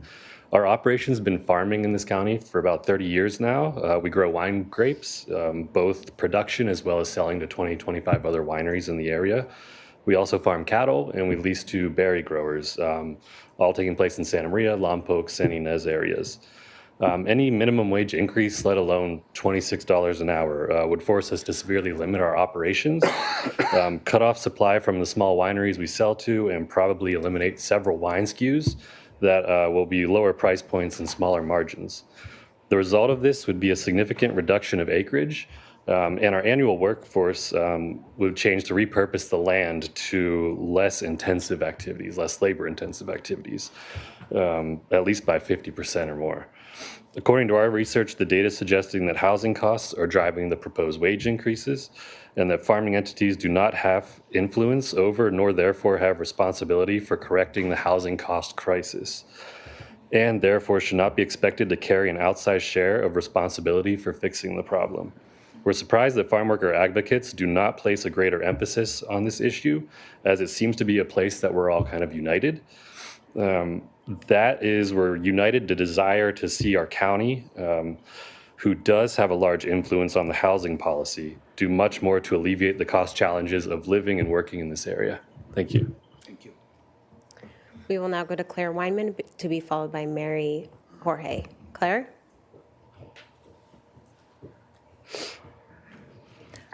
Good morning. My name is Claire Weinman. I'm the president of the Grower Shipper Association of Santa Barbara and San Luis Obispo counties. We appreciate the opportunity to educate the board and community about local agriculture over the past few months. As the subcommittee comes to a close, we would like to emphasize the heart of the issue and what's at stake. We are asking you to save jobs. A local minimum wage of $26 per hour would cost over 16,000 jobs. These are jobs of first opportunity. Work in agriculture and local businesses in Santa Maria, Cuyama, Lompoc, Carpinteria, and others creates community opportunities that would not otherwise exist. The facts and numbers do not support a local minimum wage for agriculture. That is not the reality we are facing. The economic realities do not support any local minimum wage increase, much less $26 an hour. We recognize and honor all those who contribute to make agriculture work and understand the desire to help. But losing businesses and losing jobs isn't going to help. We are asking you to keep agriculture growing in Santa Barbara County. As difficult as it is to grow in California, and especially in Santa Barbara County, we don't stand a chance if there's a local minimum wage that further isolates us from our neighbors and competitors. A number of our members are here today, and partners are here today to share how important this is and to convey how devastating a local minimum wage increase would be. They're prepared to speak, or out of respect for your time and recognition of other important items before you today, can present abbreviated comments. We urge you to reject a local minimum wage for agriculture so we can move forward productively and together as a community on other important issues. Thank you. We will now go to Mary Jorge to be followed by Carrie Jordan. Mary? Good morning. My name is Mary George. Oh, George. I'm the daughter of immigrants. My father and my uncles came to the United States in the mid-50s and milked cows for a living. Most immigrants in this country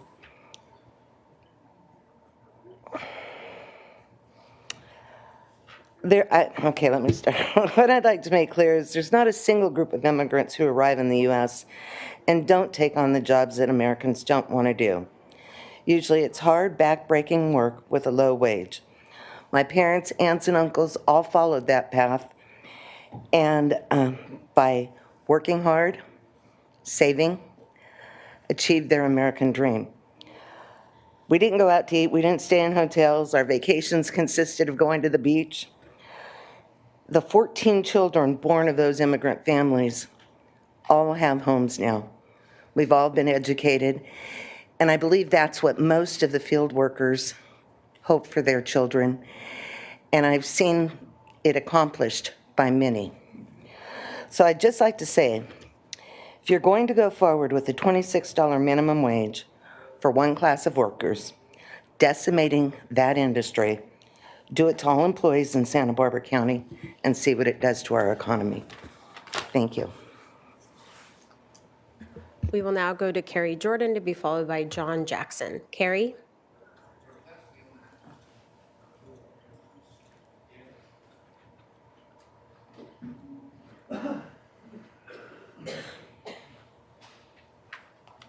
Thank you for the opportunity to speak. My name's Carrie Jordan. I'm the HR director at Babe Farms here in Santa Maria. It is a family-owned business. They've been around for close to 40 years. I've been there 30 plus years. And we have approximately 250 year-round employees. many of whom have been with us 20 plus years.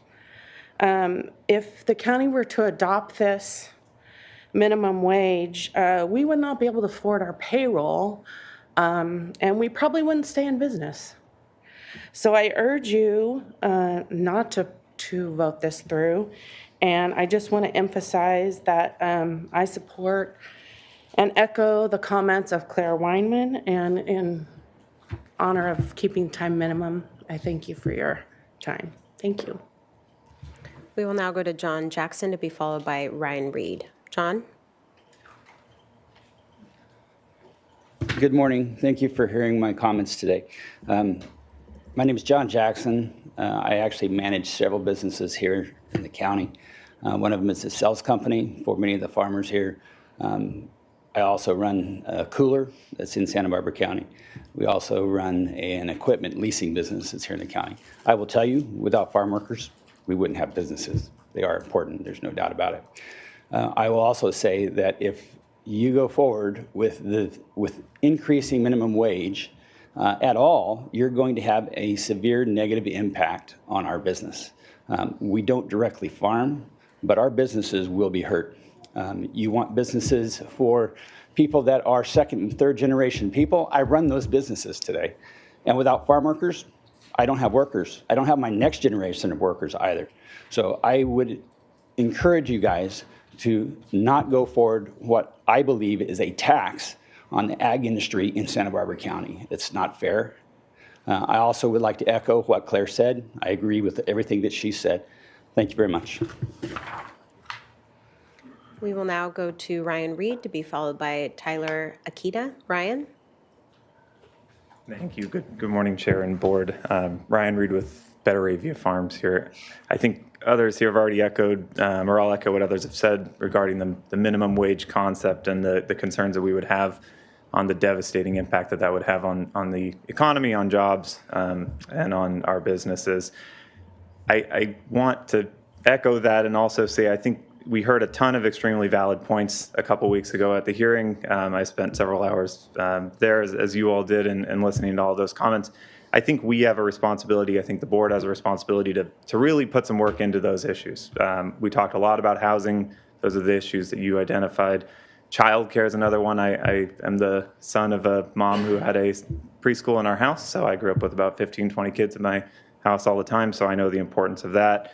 We grow good, healthy food in Santa Barbara County. I think we can improve our access for all of our individuals living here to that good and healthy food. Training and development programs, which have been mentioned here as well.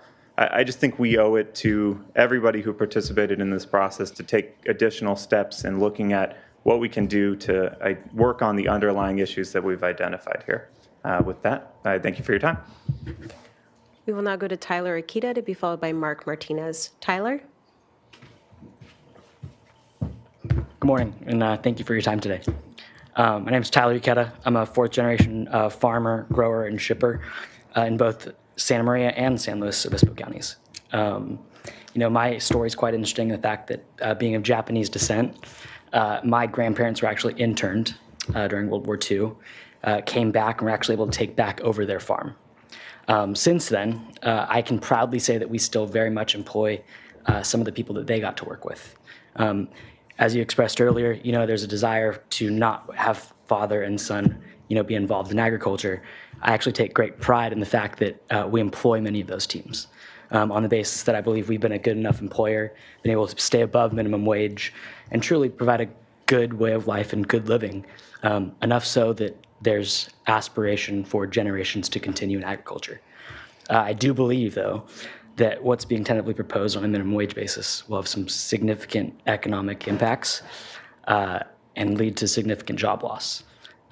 With us being split in both counties, it creates great consideration and most likely changes the profitability of our southernmost operations. From a very real sense, would likely have us possibly pull out of Santa Maria Valley and solely isolate our efforts in the north. So I plead for additional consideration. I believe that everything being pitched on a proposal of housing as a solution is a great step in the right direction. But with that, I cede my time. We will now go to Mark Martinez to be followed by Philip Adam. Mark? Good morning, Chair Lavanino, members of the board. Thank you so much for the summary. It was very eloquently presented, Supervisor Hartman. We're in complete agreement with Claire's comments and the views of grower shipper. One thing I would like to add to the record is that $26 an hour actually means approximately 34 to 38 for an employer when you factor all the additional costs, which would make any increase completely unsustainable. So thank you very much for today's summary of the issue. We will now go to Philip Adam to be followed by Christina Cosio. Philip? Hi, good morning, team. I just want to start by thanking you all for looking into the farm worker conditions in the county. It shows your commitment to our industry, which I think is the backbone of the local economy, and I just want to thank you all for that. My name is Philip Adam. I'm a 6th-generation grower in this valley. I'm also a licensed farm labor contractor, and I know agriculture is a people business. It always has been. It always will be. The farms that manage people well survive, and those that don't. Bottom line. To that end, I want to thank the county for their continued support of the Farmworker Resources Center. It's proving to be a group for no-nonsense and innovative solutions in a very complex and challenging environment that we all operate in. As employers, we think we have the best workers in the world, and it is our highest priority to listen to them and pay them the best wages and provide the best benefits that we can possibly afford. And we are already doing that. A minimum wage increase will hurt those we all seek to help, and that's all I'm going to say about minimum wage. We've heard enough. On the topic of housing, it's not just farm worker housing, it's everyone housing. I think everyone understands that. And I think we really, as we go forward, we need to empathize with those that are going to have to make the investments to solve the supply issue we have with housing in this county. We have to do what we can to make housing and development a profitable venture, or else we will fail. So I wanted to say thank you, and let's all work together for innovative solutions rather than distracting from the real work at hand. Thanks. We will now go to Tyler Grassini to be followed by Luis Gonzalez. Tyler?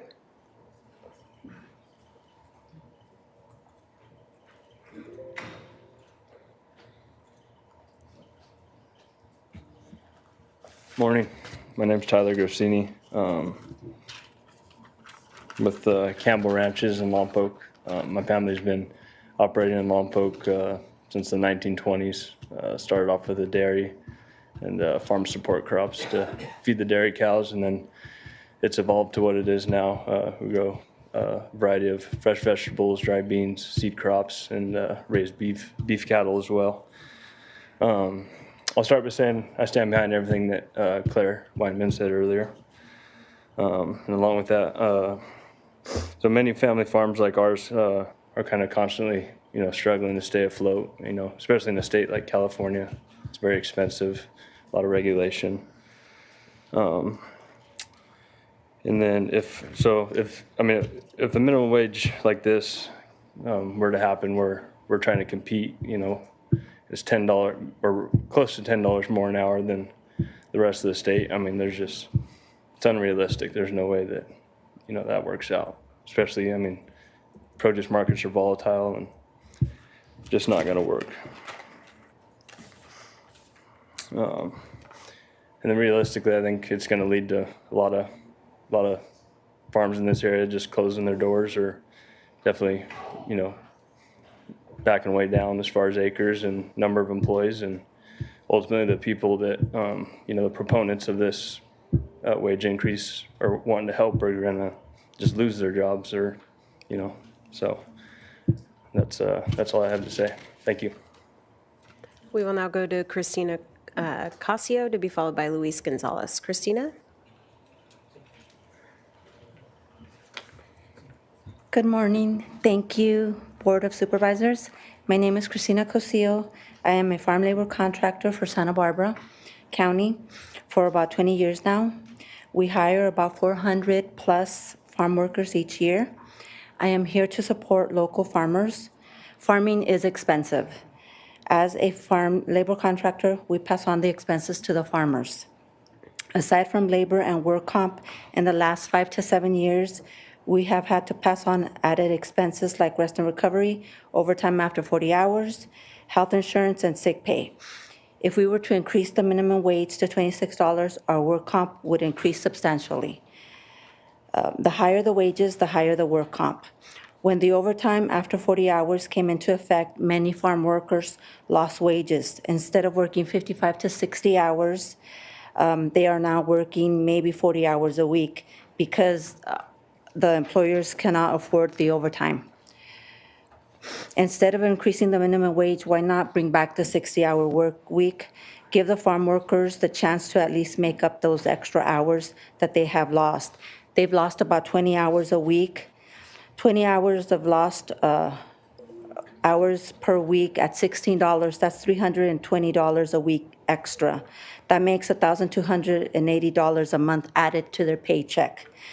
Keep in mind that at piece rate, many farm workers make above the minimum wage. So the weekly earnings would be substantially higher.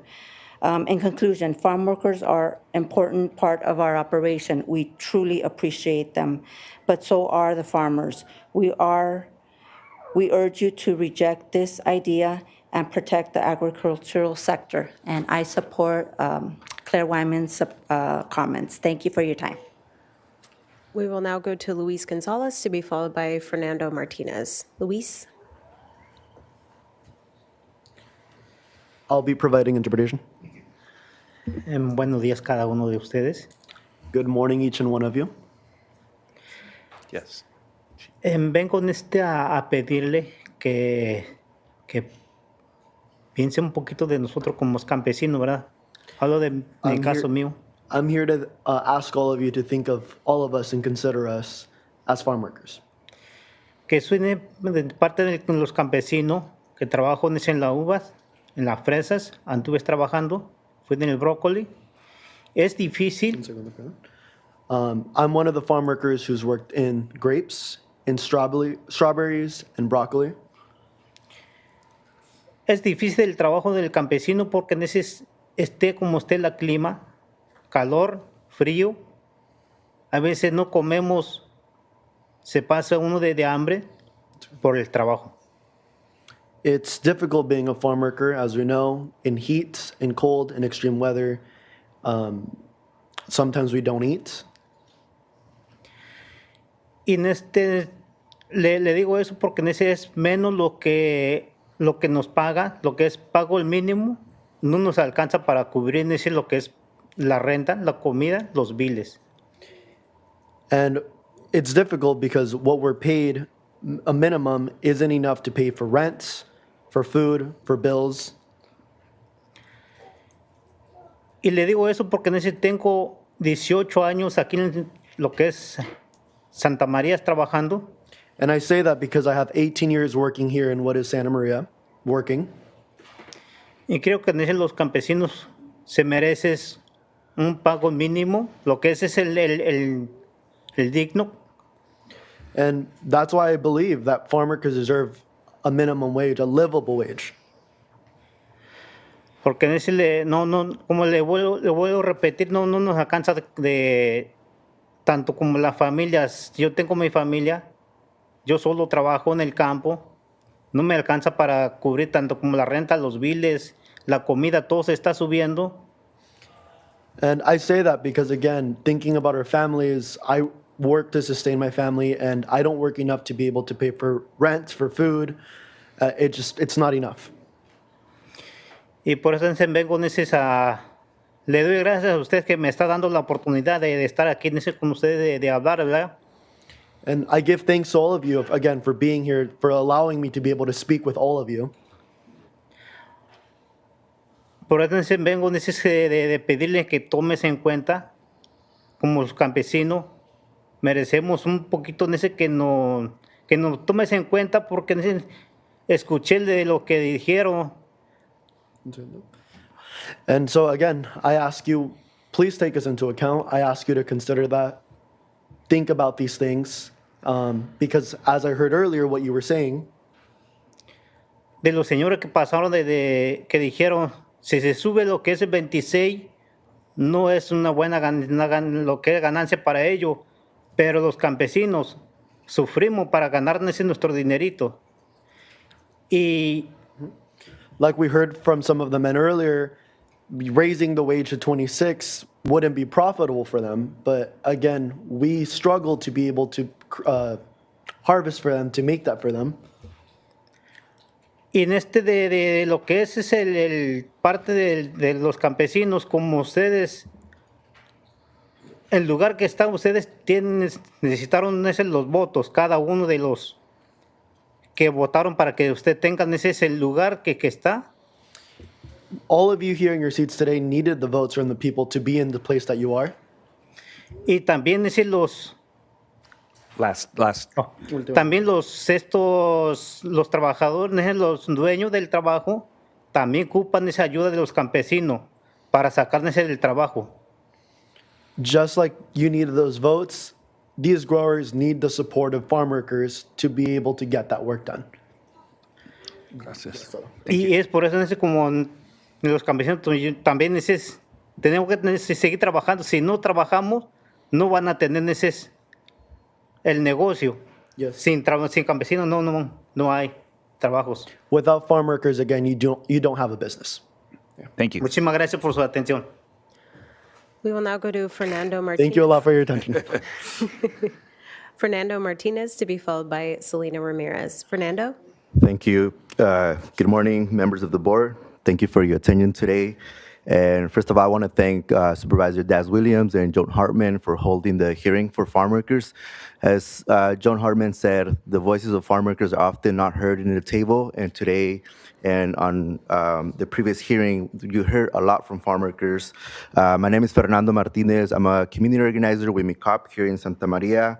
I want to take a moment to acknowledge that we must take in consideration as we move forward that a lot of families will continue to struggle without the adequate wages. I also want to take a moment to look into the study, the racial equity study done by the Fund for Santa Barbara that shed some light on the pressing racial disparities present in our county. And one of the key findings of the study and recommendation for addressing the disparities is raising the wages for farm workers and who are the lowest paid groups in our county, especially the indigenous migrant community, who I personally come from, and I'm part of the indigenous community. During the hearing, we heard from farm workers that they are the backbone of our county, and like the workers said, without the workers, there's no work. So that's something that I would like for us to consider as we move forward. I know it was mentioned, like, housing, and that's probably going to take a little bit longer, but families are struggling with wages. And even yesterday, I got a group of 8 workers who were working out of a vineyard from Los Alamos who were working the night shift and were not paid for 2 weeks. And that's something that I see every now and then, workers coming to us and letting them know that, they're not getting paid properly. Raising the wages for farm workers is a critical step towards healing the disparities and moving towards a more equitable society. Our county can and must do better. Thank you for your time. Thank you. We will now go to Selena Ramirez, to be followed by Ronaldo Moreno. Selena?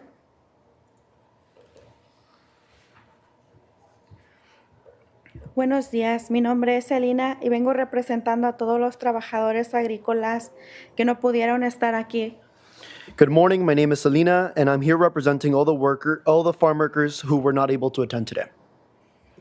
Hoy quiero decir que me siento muy desilusionada por la decisión que se tomó sobre esta petición de un salario justo.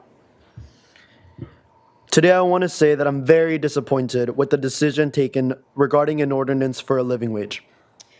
El salario que venimos a pedirles hace un mes, me da mucha tristeza saber que a pesar que venimos casi 400 trabajadores, a living wage that we came to ask, it gives me a lot of sadness knowing that even though almost 400 workers were in attendance, venimos a pedir una mejor calidad de vida a ustedes que tienen en sus manos el poder de cambiar nuestra muy no favorable condición. We came to ask for a livable wage, a change in our living conditions. Sorry, one second. Nuestra no muy favorable condición. You had the power to change our strenuous working and living conditions.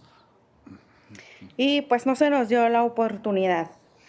Solo tengan en cuenta que hay muchas familias que a pesar de los días festivos que vienen, no tendrán una cena digna para compartir con sus familias. You denied us that opportunity.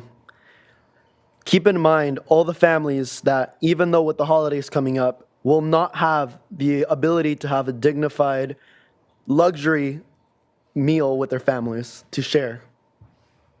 Nosotros no contamos con el privilegio ni siquiera de darles un regalito a nuestros hijos en esta Navidad, así como lo van a hacer ustedes. We don't count with the privilege to even be able to give our children gifts, a privilege that all of you will have. Gracias por la oportunidad de estar acá. Thank you for your time. We will now go to Ronaldo Moreno to be followed by Erica Diaz Cervantes. Ronaldo? And I'll do the interpretation for Reinaldo. Muy buenos días, miembro de la Junta de Supervisores. Mi nombre es Reinaldo Moreno y agradezco enormemente que me den la oportunidad de poder hacer mi comentario el día de hoy. Good morning, members of the board. My name is Reinaldo. I'm a community member, and I want to thank you guys for allowing me to do a public comment today. A nombre de los productores agrícolas y todo, agradecemos enormemente a Das William, a la supervisora Harman por permitirnos el mes pasado poder hacer comentarios aquí en la Junta. Thank you to County Board of Supervisor Das Williams and Joan Hartman for allowing us to do public comment during the hearing last month. El problema central que enfrentamos nosotros como trabajadores agrícolas no es únicamente la vivienda, sino el salario que no nos alcanza para poder cubrir la renta. The core issue facing farm workers in our county is not solely housing, but inadequate wages. Without a living wage, farm workers cannot afford essential needs like housing, food, transportation, and childcare. Si un salario digno, los trabajadores carecemos, por ejemplo, no alcanzamos a cubrir la vivienda, el transporte ni atención médica, pues inclusive aunque nos subsidien la vivienda, pero no nos alcanzaría para cubrirlo. While the focus on housing is much appreciated, it is a long-term solution that will benefit only a small fraction of over 30,000 farm workers in our county. Hemos escuchado que se valora el enfoque en la vivienda. Es una solución a largo plazo, pero solamente sería para una pequeña parte de los 30,000 trabajadores que estamos aquí en el condado. Like it was mentioned, the focus is on housing. It is a long-term solution that only will support a small group of farm workers, but not the total amount of farm workers in our county. Si se propone una ordenanza de vivienda para los trabajadores agrícolas, abordaría el síntoma, no la causa de raíz, no del problema en sí. If a housing ordinance for farm workers is proposed, it would only address the symptom, but not the root cause. Without fair wages, and farm workers will remain trapped in a cycle of poverty. Sin un salario justo, los trabajadores seguiremos atrapados en el ciclo de la pobreza. Con muchos trabajadores agrícolas que hablaron en la audiencia expresaron también nuestro sentir, lo que hacemos a diario. As you have heard from the hearing, many farm workers spoke with a powerful message, articulating that the real solution for farm workers is the increase of wages, and the housing issue or the housing solution would only bring a cycle of poverty. Insisto a la Junta a escuchar las voces de nuestros compañeros que estuvieron aquí el mes pasado. El problema que enfrentan, pues tener la verdadero liderazgo de priorizar una ordenanza de salario digno. Y muchas gracias por su atención. I urge the board to listen to the voices of farm workers and many others, tackle the underlying issue they face, and demonstrate true leadership by prioritizing living wage ordinance. Farm workers deserve nothing less. Thank you. Gracias. Thank you. We will now go to Erica Diaz Cervantes to be followed by Daniel Seguro. Erica? Members of the board, while I'm appreciative of the hearing you held on November 12th, I stand before you today with disappointment and frustration. Though the proposed housing plan is a step in the right direction, I must respectfully say that it is a much smaller and slower step towards justice than I know you have the power to take. As elected representatives, you hold the authority to make a real, lasting difference, and farmworkers deserve more than incremental progress. This moment called for a courageous, long-term solution, one that would address the root causes of inequity and offer lasting relief to our farmworkers. I am saddened to hear that you chose not to bravely stand behind the voices of countless farmworkers that you saw and heard on November 12th. Farmworkers have been marching, striking, and fighting for better wages for years. They have been demanding fairness, respect, and dignity. As elected representatives, you have a moral obligation to protect and uplift our community's most vulnerable members. That means standing up for farmworkers who are often overlooked, underpaid, and overworked. You are the leaders we have chosen to trust. It is time to actually listen to the workers who have been speaking out year after year, asking for their voices to be heard. The strikes, the marches, the countless hours of struggle, that will not go in vain. The people have spoken and they are demanding action. This is not just about a policy decision. It's about the future of thousands of families in Santa Barbara County. It's about whether or not you will take responsibility for the lives of those who have ensured that you all had food on your Thanksgiving tables, yet they struggle to ensure the same for their own families. Farmworkers deserve more than sympathy. They deserve real, lasting change. Workers have and will continue to fight, to march, to demand what they deserve. It's time for you to do the same. The community will not forget who stood up and who stood by. Thank you, Erica. Now is the moment for true leadership to emerge. It's time to listen to the people. It's time for a living wage for farm workers. Thank you. We will now go to Daniel Seguro to be followed by Andy Rice. Daniel? Good morning, Board of Supervisors. First, I want to thank you for dedicating the time to explore farm worker conditions, particularly through the recent hearing attended by 200 plus farm workers and a total of nearly 400 plus community members. The message was overwhelmingly clear that day. What farm workers need is a living wage. While industry leaders continue to cry wolf about this will hurt them just like they did with overtime, it is an indisputable fact that the agricultural industry is facing a labor shortage that will only worsen in the near future, and there is a straightforward solution that we've discussed. Raise the wages. Make these jobs sustainable. Make these jobs attractive. Attract talented farm workers to our region. On average, a full-time year-round farm worker in Santa Barbara County earns just $36,000 per year, which is well below what's needed to make basic living cost. Housing is just one of those basic needs and a long-term solution, as we rightfully know. I don't understand how you can acknowledge the horrifying living conditions our farm worker families are facing and not take more immediate action to explore the feasibility of increasing wages and sustaining our industry. You plainly heard from a speaker today that many growers echo. They don't believe wages can or should go up at all. No one should have to work 60 hours a minimum to scrape by. This is a nuanced issue and one that requires time, attention, and immediate action with humane solutions. I ask, why focus on opposing a living wage for farm workers when two things can be true at once? We need to support our farm workers and our farmers, particularly our small farmers so they can survive in our county. But you won't have crops to harvest or sell without our farm workers. What's at stake here is more than just dollars and cents. It's people's ability to survive. We hear that your interest is to start with housing, but Alianza Campesina remains steadfast in its commitment to advocating for fair and just wages for farm workers.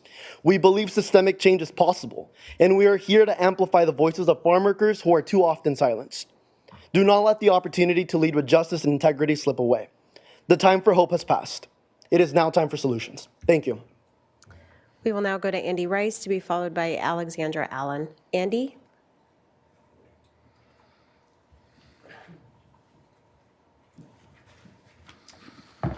All right, good afternoon, all. In an effort to avoid redundancy, I'll stay relatively brief, but I do want to say that I support fully the comments of Claire and the grower shipper, and I only have a few additional comments. As was stated by, I believe, Mr. Jackson and Mr. Adam, the farm workers are no doubt the lifeblood of our businesses. I don't think anybody in this room would dispute that. So ensuring that they flourish in our community over the next several years is a worthwhile cause, and I don't think anybody would argue that as well. However, regulating the minimum wage is not the solution, and there's two reasons for that. Super simple. One, it's not going to solve the issue at hand, and two, it is not sustainable to the businesses within our county. The loss of small and large farms is not an unfounded threat. It will happen. It has happened in the past from added regulation within California. Businesses have moved out, and they will do so again. Rather than handicapping the local industry, I would ask that we work together to find alternative ways to provide additional resources to our farm workers. And the good news is there's already pathways to do that. You have the Farm Worker Resource Center, you have California Farm Worker Foundation, you have other agencies that are able to do this. If you provide additional resources to them, they can help provide resources to our farm workers. So in closing, I'll say a decision to regulate will undoubtedly change the landscape of our industry, our local industry. So please work with us to advance, not suppress our local ag industry and the future of our county. Thank you. And we just received word that Alexandra had to leave, so we will be going to Thomas Becker on Zoom, to be followed by Karen Howenstein in Santa Barbara. Thomas? Hi, thank you. Hey, Doss, don't go anywhere. I have something to say. Can you hear me? He can hear you in Yes, there. we can. Please proceed. I'm sorry that Doss had to leave the room. Maybe he'd like to hear some of the comments I have about his activities. Anyway, let me just say something. I'm in the industry. I'm in the agriculture industry. I repair the equipment. So I make pretty good money. It's not unusual for a mechanic who's working for a farm, the mechanics to be making $50, $60, $70 an hour. It's all going to be automated at some point. I guarantee you they're working on automating the agricultural industry. Right now, they can plant, they can weed, they can do all that. The big problem with automation, like with strawberries, is being able to pick the fruit without bruising it. And they're making great strides. In 5 years, all of this is going to be computer controlled and automated. It's already moving that way, and I know it because I'm in that industry and I see it. Now, as far as these farmers that you've had up today, what they do is that they pay their people very poor wages, and then they send the people over to the government to subsidize their housing and their welfare. That's what the farmers do, and they don't have to do that. But they're kind of resisting automation, which is coming. But at some point they will. And it's not just this industry; it's all industries that are going to be automated very quickly in the next 10 years. What are you going to do with all these people in that room that won't have jobs? You're going to subsidize their housing and their food and their health care, and they don't have jobs? Think about that. And it's too bad that Doss Williams left the room, because he's the instigator on a lot of these problems that we had, not only with him being on the board, but also with his being in the government. Thank you, Thomas. That is your time. We will now go to Santa Barbara for our final speaker, Karen Howenstein. Mr. Chair, I just do want to take a point of personal privilege.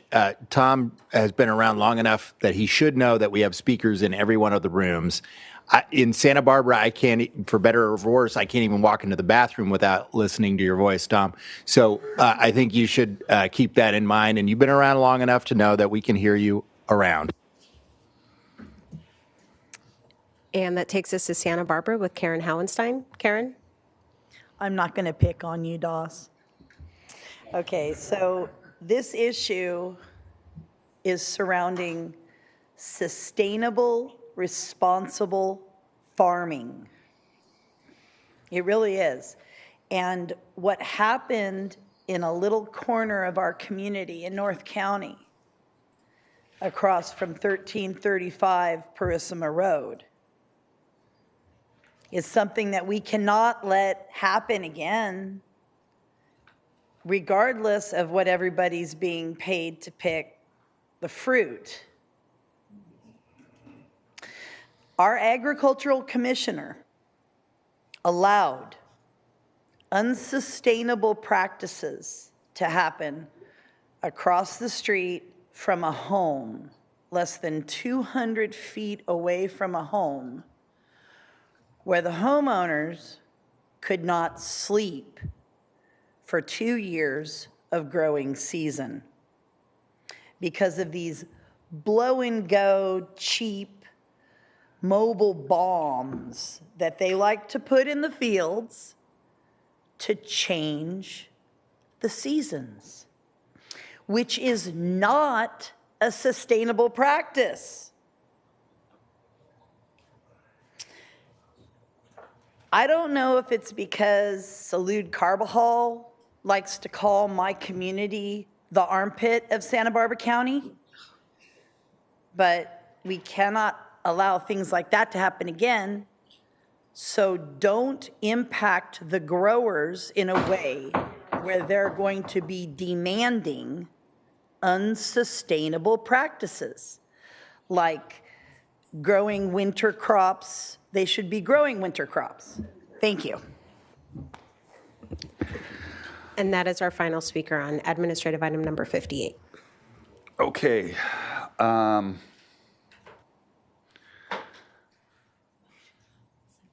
Yeah. Okay. Do we want? Okay, so I'll take a motion on 17, 31, and 58.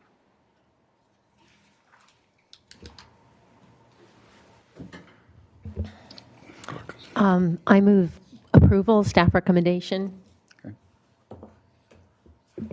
Second. Okay.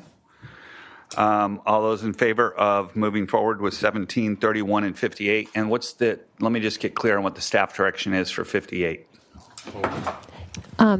At this point, that's a good, it was simply a receive and file. It wasn't really an action. We did recommend that we come back and talk more about housing. Okay. On the 17th. On the 17th. That's going to be the two of you bringing back something on the 17th, right? That's right. That's not staff. Yes. Okay, got it. All right. Okay, all those in favor? Aye. Aye. Any opposed? Passes unanimously. That takes us now to general public comment. How many speakers do we have lined up for general public comment?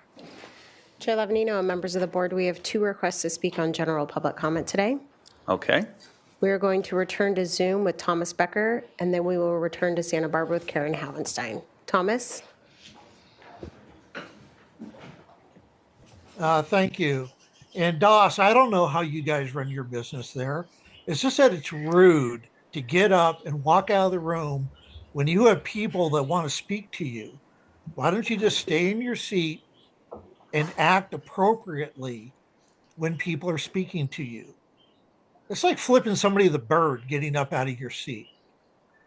Anyway, I like to speak about some of the things that are coming up in the next couple of weeks. Specifically, the change of administration in Washington. I spoke about this at SBK. The county of Santa Barbara, the state of California, and other counties in California are known to allow people to have access to benefits that they're not entitled to. That would include Section 8 housing, Medicaid, food subsidies, you name it. And all you have to do is find one person in your county operations, whether it's housing, or even the cities, find one person who's accepting or that you've given money to or benefits to that didn't deserve it or were not entitled to it. Just find one. That's all it takes to authorize the federal government to go in and audit all your books and see who you've been giving money to get their names, their addresses, to get all that information. Just takes one. Now, I know personally that there are people in Section 8 housing who are not entitled to live in that housing, and they're getting that. Your staff knows who these people are, and your staff is complicit in making sure that those people are getting benefits that they're not entitled to. This is coming. It's coming. And you people just don't seem to want to accept that fact. You're passing resolutions that you want to support the community. Well, a lot of those people in the community are taking benefits they're not entitled to. And Doss Williams, you are one of the main instigators on this policy with your work as in the assembly and everywhere else, where you've basically enabled people to go and get benefits that they're not entitled to. You encourage that. And so I think this is all going to change. I'm glad to see that Doss Williams is going to be gone coming next year. Maybe the person replacing him will have some more respect for the taxpayers than what Doss did. And Doss, I'm sorry if I hurt your feelings, but really, when you get up and walk out of the room like that, with a room full of people that spent hours there and they want to hear they want you to hear them, don't just sit there. You didn't have to get up. You didn't do it. Just wait till there's a break and then you can do what you have to do. And All that right, is your thank you very time. much. We will now go to Santa Barbara with Karen Howenstein. Karen? Thank you very much. Thank you, supervisors. I'm sorry I'm not in Santa Maria this morning, but the theme of a lot of the comments that have been heard today have to do with instilling fear in the immigrant population. And I want to bring to light the fact that we really need to encourage our immigrant population and our Hispanic population to be active reporters of real crime.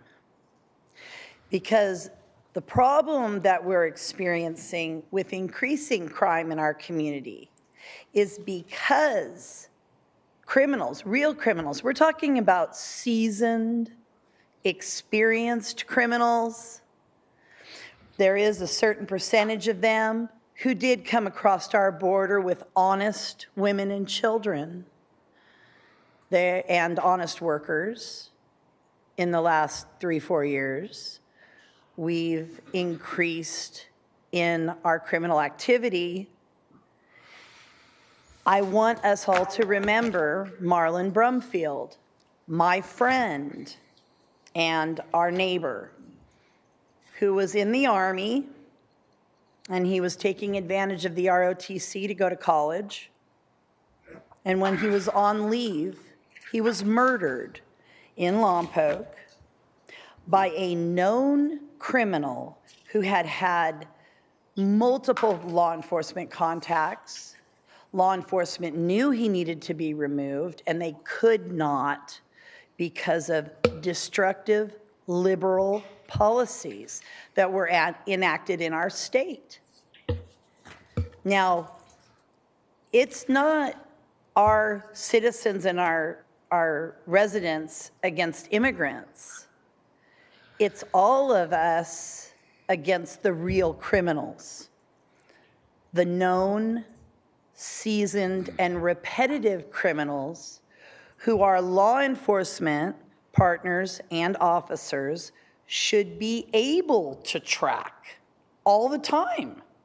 In this day and age with electronics, we should be able to track known criminals. We should be able to deport them. They should not be able to stay in our communities to do things like murder my friend Marlon Brumfield, who was a wonderful man. He was a Lompoc success story. So just remember that when we talk about these issues. Thank you very much. And that concludes general public comment today. Okay, so we are going to take a 10-minute break, and we'll be back with departmental item number 1.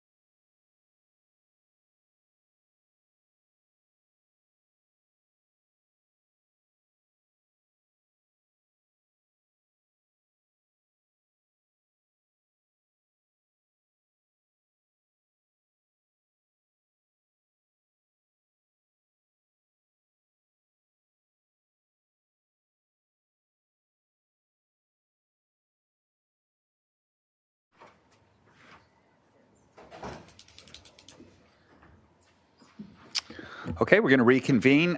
Just for agenda management purposes, what we're going to do is hear departmental items 1 and 2, and then we will break for closed session and come back for the remainder and the balance of the D agenda. So let's move into our departmental agenda item number 1. Madam Clerk.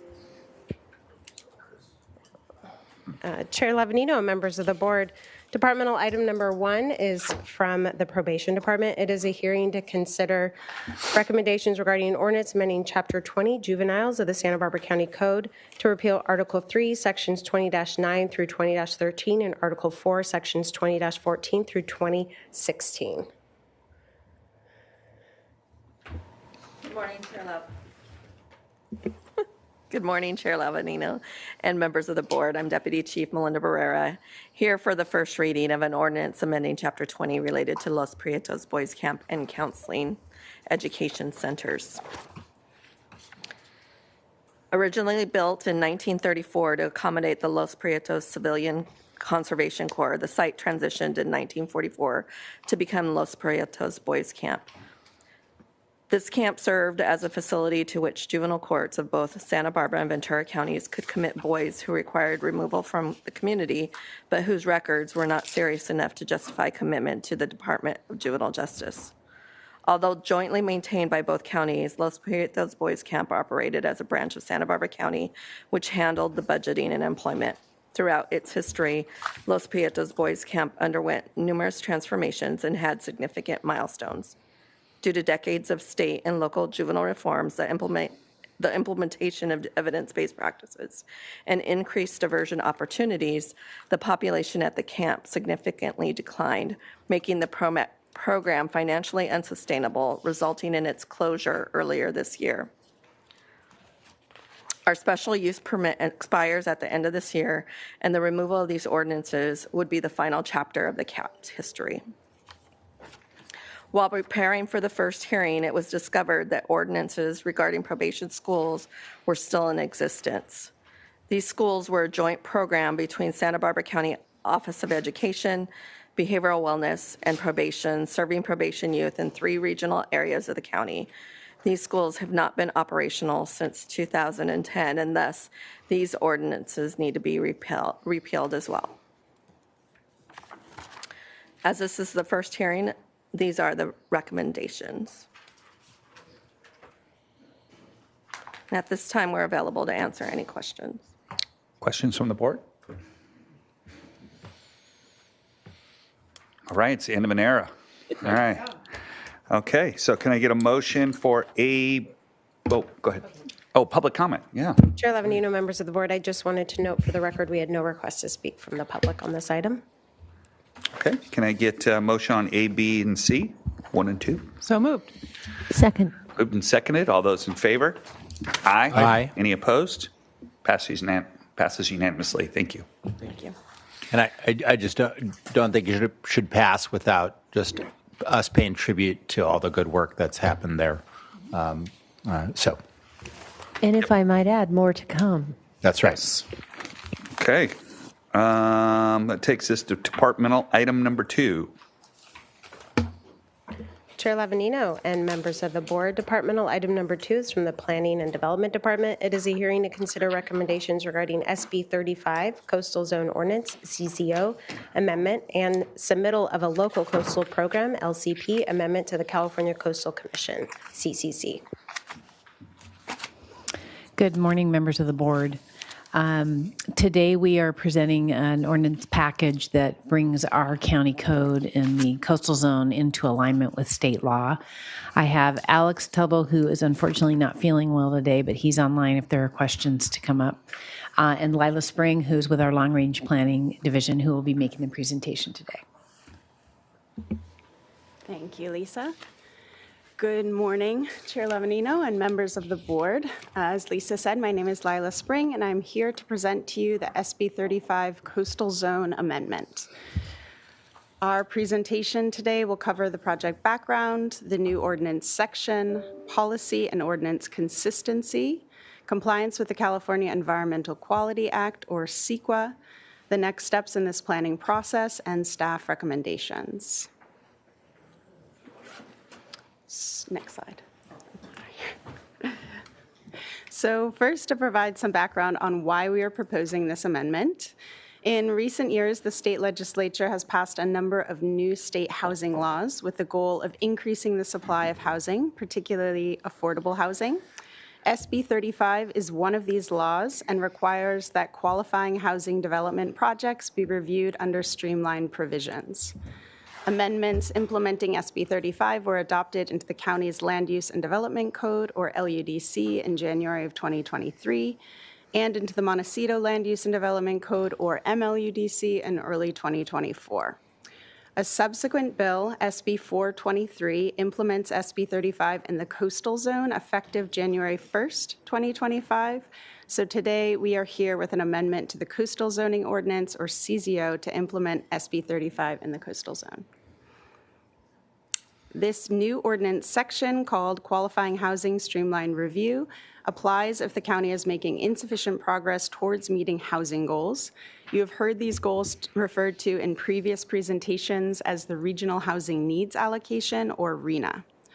Streamlined review only applies in certain areas of the coastal zone, excluding areas within 300 feet of beach, mean high tide line or bluff, and between the sea and the first public road, as well as other excluded areas. To qualify for streamlined review, projects must be multi-unit or mixed use and must meet affordability requirements. And since 2018, this requirement has been for 50% affordable units. Qualifying projects are statutorily exempt from CEQA, require ministerial review, which in this case would be a coastal development permit, or CDP, and only objective zoning and design standards apply. Projects also require consultation with Native American tribes. Since SB 35 went into effect in 2018, the county has only processed a couple SB 35 projects and does not anticipate seeing many in the coastal zone given the limitations on location and the eligibility requirements. The proposed ordinance amendment is consistent with the county's existing policies and ordinances. It implements state law. It allows development consistent with existing land use designations. Qualifying projects must be consistent with all applicable policies and provisions of the Local Coastal Program, or LCP, and the amendment implements programs of the recently adopted housing element. Adoption of this ordinance amendment is exempt from the provisions of the California Environmental Quality Act, or CEQA, under Section 15061B3 for having no possibility of significant effect, and Section 15265, which exempts local agency activities involving the preparation and adoption of a local coastal program, of which the Coastal Zoning Ordinance is a part. Staff brought this item to the Montecito Planning Commission on September 18th, 2024, and to the County Planning Commission on September 25th, 2024, and both commissions passed resolutions recommending this item for adoption. The next step in the planning process is to submit the ordinance amendment to the Coastal Commission for review and certification. Staff now recommends, thank you, that this board make the required findings for approval, determine that this ordinance amendment and submittal to the Coastal Commission are exempt from the provisions of CEQA, adopt this ordinance amendment, case number 24 ORD 10, and adopt a resolution authorizing the submittal of this local coastal program amendment to the Coastal Commission for review and adoption. This concludes staff's presentation. We are available for comments or questions. Thank you. Any questions from our board? Supervisor Hartman. Is this an action under our housing element that we needed to follow through? Mr. Chair, Supervisor Hartman, I'd have to go back and look at our implementation items. Certainly, we needed to bring our coastal zoning ordinance into conformance with the state law that was recently passed, but it might have come after we developed those implementation items. And then that just raised for me the question how we are tracking all of those and at some point reporting back to the board on our progress. We certainly don't want to be stuck where we're not meeting our construction requirements and have to go back and look at where are we in the 8-year period on following through on the actions that we're committed to? So just, you can comment on it now, but I think that's something that at least this discussion raised for me.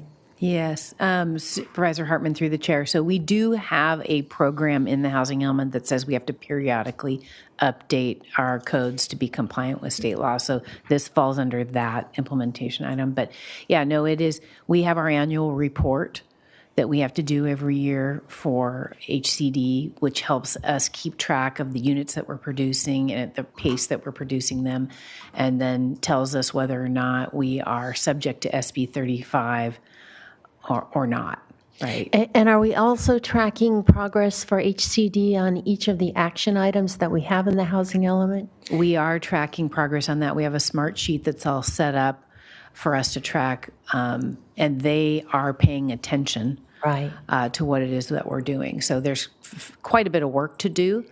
I think we had 99 implementation items, not all of which fall within P&D's realm, but Yeah. And then will you periodically come back to the board, not just report to HCD, but let us know how we're doing so we're not surprised? We can certainly do that. I think that would be important. And then the other question, this applies only to residentially zoned areas. So the ag areas in Gaviota Coast, for example, in the coastal zone, that wouldn't, this is not relevant to that. That's correct. It's not like builder's remedy. You actually have to be consistent with the zoning ordinance and the general plan. Supervisor Nelson? Oh, Supervisor Capps? Yeah, thank you. It's happy to see this. Can you talk more about the affordability requirements? It was in the board letter, but I just want to hear more of the explanation. If you could expound. Obviously, I'm supportive of more affordable housing. Yeah, so the requirements for affordability are based on our progress towards meeting our regional housing needs allocation. There's an annual pro rata share that we need to meet. And if we don't meet it for certain targets, that sets the affordability requirement under SB 35. So it's determined annually kind of where we fall into that. Since SB 35 was passed in 2018, we have been in a category where all of the units developed under SB 35, as a whole, 50% of them must be affordable. And I believe that's affordable to 80% of the median household income of the county or lower. Okay, so just to be totally clear, this streamlines projects that have 50% affordable. Correct. Great. You mentioned in the presentation that it said not many will qualify for this. What does that mean? Is it dozens, hundreds, 5? Yeah, Supervisor Capps through the chair. I think that Ms. Spring was pointing out that there are limited number of sites in the coastal zone that are available for this type of development. Yeah. That's maybe why we won't see it. Typically, what we've seen is affordable housing providers will take advantage of SB 35, not market rate developers, because they typically will make it 100% affordable and then they easily qualify. And then it becomes a ministerial permit, is what we've seen.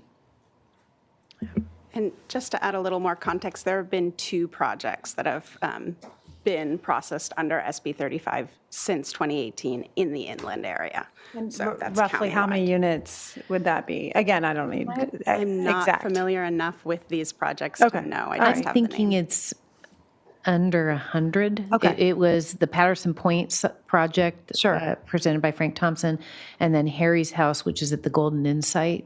Okay. So it could be anywhere between like 60 to 75 units is what I'm thinking.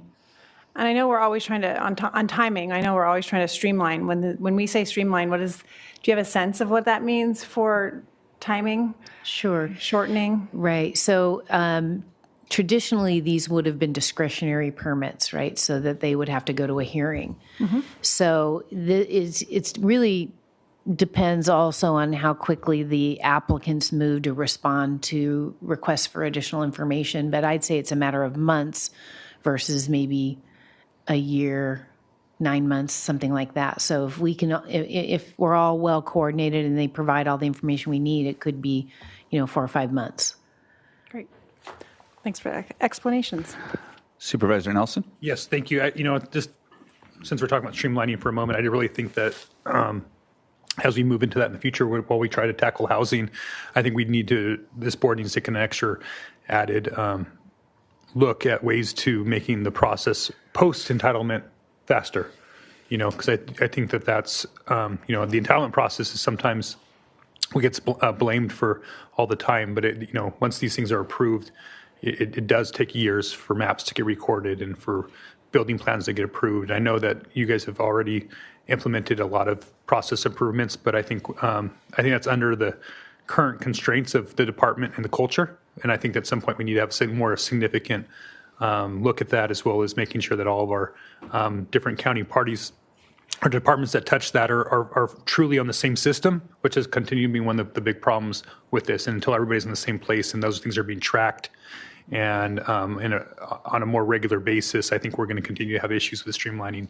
And that's the stuff that we can take care of in-house and that are outside of what happens outside of the county process. So looking forward for us to looking at ways of improving that next year. Yeah. And just to provide some information to the board based on Supervisor Nelson's comment, we have been making very good progress on the Acela program. We've met with all the departments. We have memorandums of understanding and service level agreements being developed right now and finalized. And so I agree with Supervisor Nelson that once we're all in that system, it's going to be much easier for us to coordinate and track projects. All right, that's all of our questions. Is there any public comment on this, ma'am? Chair Levanino, members of the board, we have no requests to speak on this item. Okay, I'll entertain a motion for items A through E. So moved. Moved by Supervisor Cap, second by Supervisor Williams. All those in favor? Aye. Aye. Any opposed? Passes unanimously. All right, so we are going to take item 3 because I understand it's very quick and we have our staff here and we are going to amend some speed limits. So let's talk about item D3. Chair Levanino and members of the board, departmental item number 3 is from the Public Works Department. It is a hearing to consider recommendations regarding an ordinance amending speed limits specified in County Code Sections 2315, 2315.2, 2315.3, 2315.4, 2315.5, 2315.6, 15.7, and 2315.8, and 2315.9, and this is in the 1st, 2nd, 3rd, and 4th districts. Okay, Mr. Sned. Good morning, early afternoon, Chair, board members. Chris Sneddon with Public Works. We also have Mustafa Staji, our transportation deputy here, but I'm going to turn it over to Gary Smart, the county traffic engineer, for this presentation. Thank you, Chris. Chair, board members, we're presenting the speed limit changes. With this item, we'll be looking at establishing safety corridors, and I'll have a 5-mile-per-hour speed reduction on the speed limits for every one of these roadways. We'll be updating speed limits based on engineering traffic surveys, removing some speed limits because they now qualify for residential districts under AB 43, and lowering a school zone speed limit. The AB 43 was passed by the state a couple years ago, but the safety corridor just went into effect this year. Second half of the year gave us the warrants and considerations for establishing that.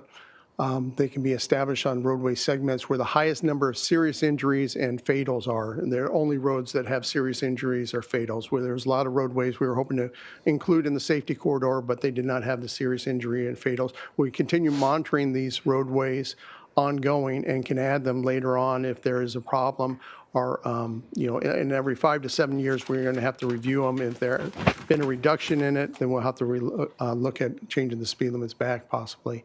Safety corridors also, staff has identified the following roads that have the highest serious injuries and fatalities. These are the roadways in the 1st district. If you have any questions on them, I can talk to them, but I'll just go through the slides one by one.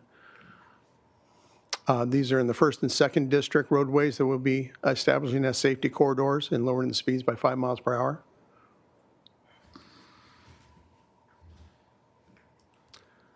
And these are in the 2nd district. The number of roadways will be lowering 5 miles per hour.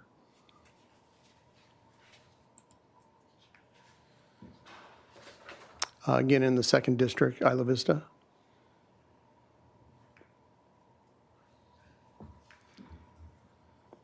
In the 3rd district, San Ynez Valley. In the 3rd and 4th district, Lompoc Valley.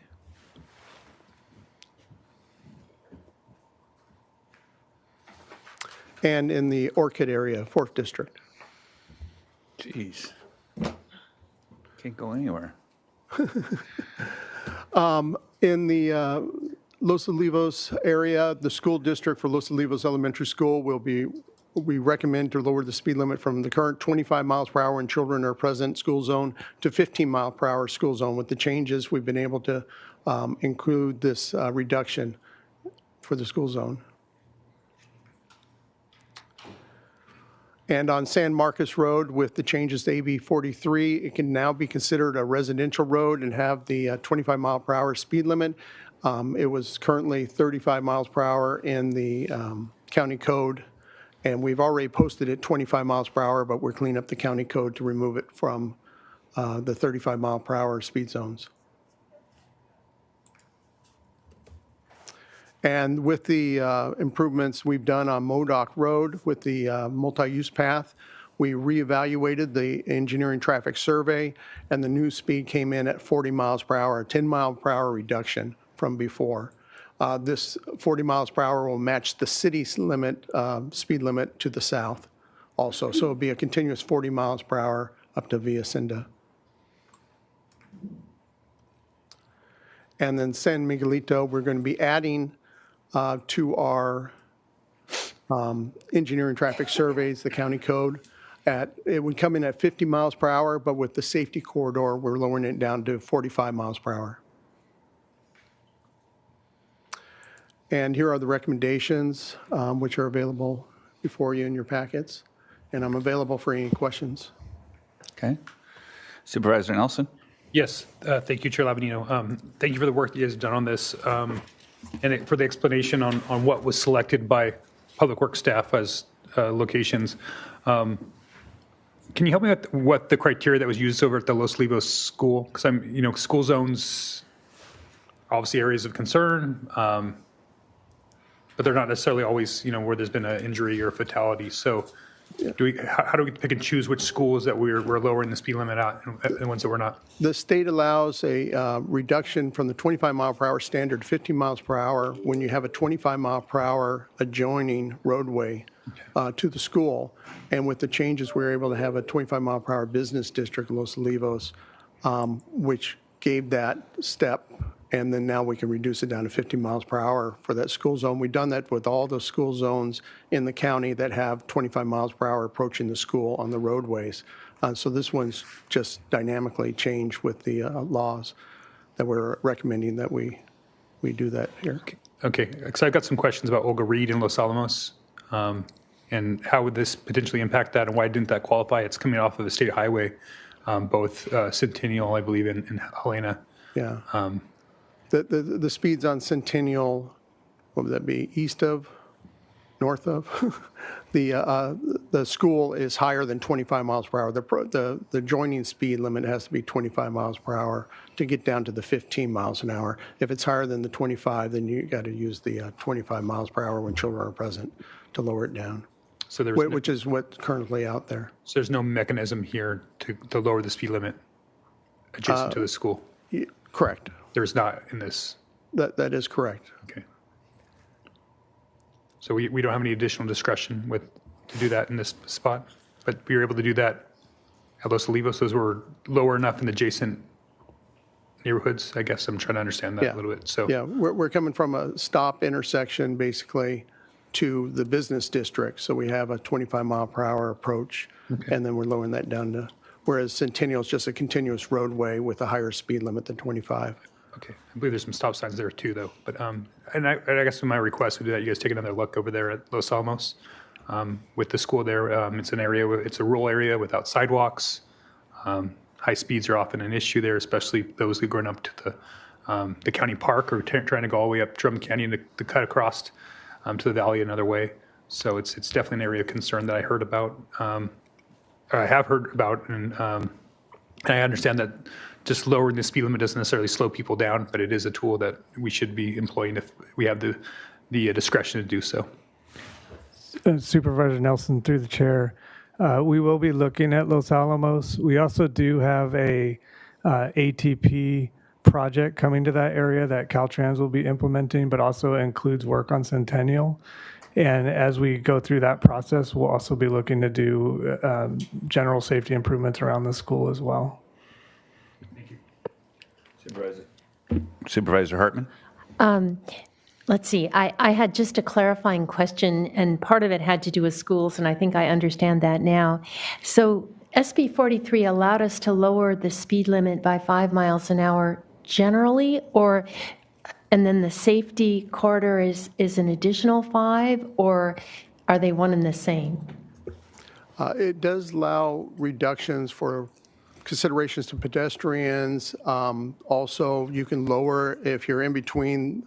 The 85th percentile of the critical speed comes in between 2 5-mile-per-hour increments. You can lower it down to the lower one now without justification, but you can never lower it down more than 14.5 miles per hour lower than the 85th percentile. Okay. So we have that limit there.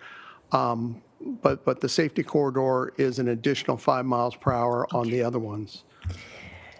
I'm trying to figure out how to explain this in a newsletter to my constituents who will be very interested, and wonder if you can provide the language for us. Others might be interested too.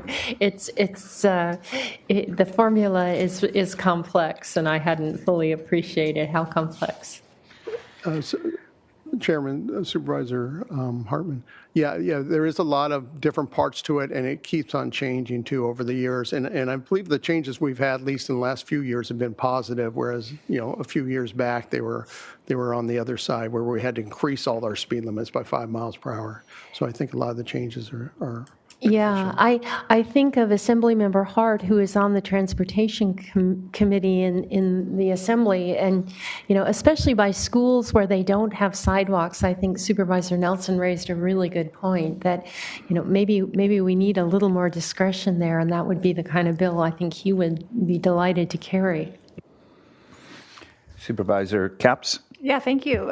Thanks to the team here, and I just want to appreciate your responsiveness when we've had many constituents who have expressed concerns about safety and speeding, and you've gone out there and you've taken a look. So I appreciate that this is now resulting in these changes. And my only question for you is just, what's the timeline for the changes? Is it just one day the signs are different, or is there more to it than that? And what's the sort of expected time for these changes to be made?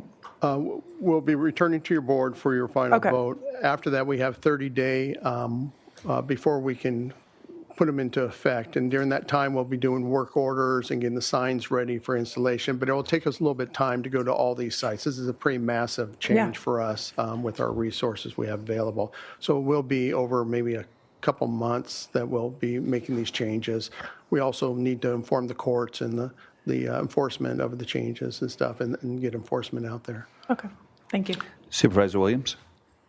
I just want to tell you what a sea change this has been. I mean, the change in law is significant. When I represented the area in the legislature on behalf of Goleta, we tried to get just speed limits just changed on Cathedral Oaks by the junior high because people were being so crazy, and we couldn't even get that done. This is just such a welcome change to improve public safety. May I ask, why is it so hard? The concern that people will abuse local discretion on speed limits, right? I think, Pretty old. Yep. All right, do we have any public comment on this matter? Chair Levanino and members of the board, we do have one request to speak on this item. We're going to Zoom with Barry Remy. Barry?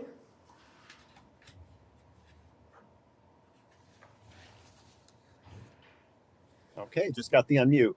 Good afternoon, actually, good morning or almost afternoon, Chair Lavanino and board members. My name is Barry Remis, and I'm with Move Santa Barbara County. Sorry I couldn't be with you in person today. But we really just want to give, on behalf of our close to 20,000 supporters and subscribers, Move's emphatic and enthusiastic support for this, and encourage you to submit a unanimous approval of this. And we want to applaud your Public Works Department, Mr. Smart, and staff for really leveraging the new AB 43 law that just allows and really gives local jurisdictions more leverage to be able to reduce speeds where deemed appropriate. And specifically, looking at the additional school zone reduction by Los Olivos School, Modoc Road, also corridors in Isla Vista. Isla Vista just adopted, the IVCSD just adopted their mobility plan, which is also going to bring safer streets to the pedestrian and bicyclist packed area in Isla Vista. And they're aware of these changes as well. Goleta just leveraged AB 43, as Supervisor Williams just mentioned. A plethora of streets in Goleta also going to be having their speed limits reduced. There's no denying that speed kills, and unfortunately disproportionately kills more of our vulnerable users, pedestrians and bicyclists, and those mobility challenged, but all users. And so reduction in speeds will definitely result in less traffic deaths, fatalities, and major injuries, getting us close to achieving Vision Zero goals, which more and more communities are adopting that. And also thank you to Supervisor Nelson for bringing up the Los Alamos.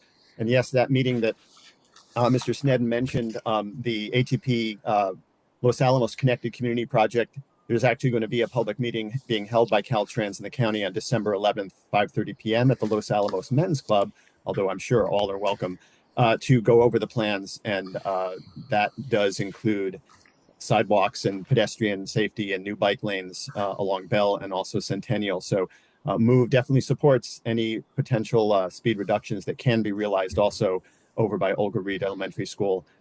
So again, we really are looking forward to this. We applaud it, and we hope that you'll give your unanimous vote. Thank you. Thank you, Barry.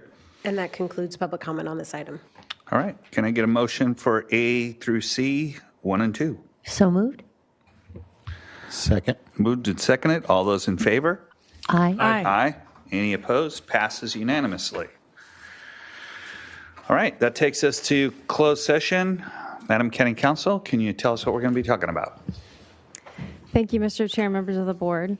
The board is scheduled in closed session to consider 2 items of existing litigation: County of Santa Barbara versus Rossford International and S.J. Amoroso Construction Company versus the county. And those are both Orange County Superior Court cases. And conference with labor negotiators, the employee organizations, or unrepresented employees, managers, and executives, and the agency designated representatives are Assistant CEO Wade Horton and Human Resources Director Christine Schmidt. And the time estimate is 1 hour. Okay, we'll try to be back about I'm going to say 1:30, because somewhere between 1:15 and 1:30.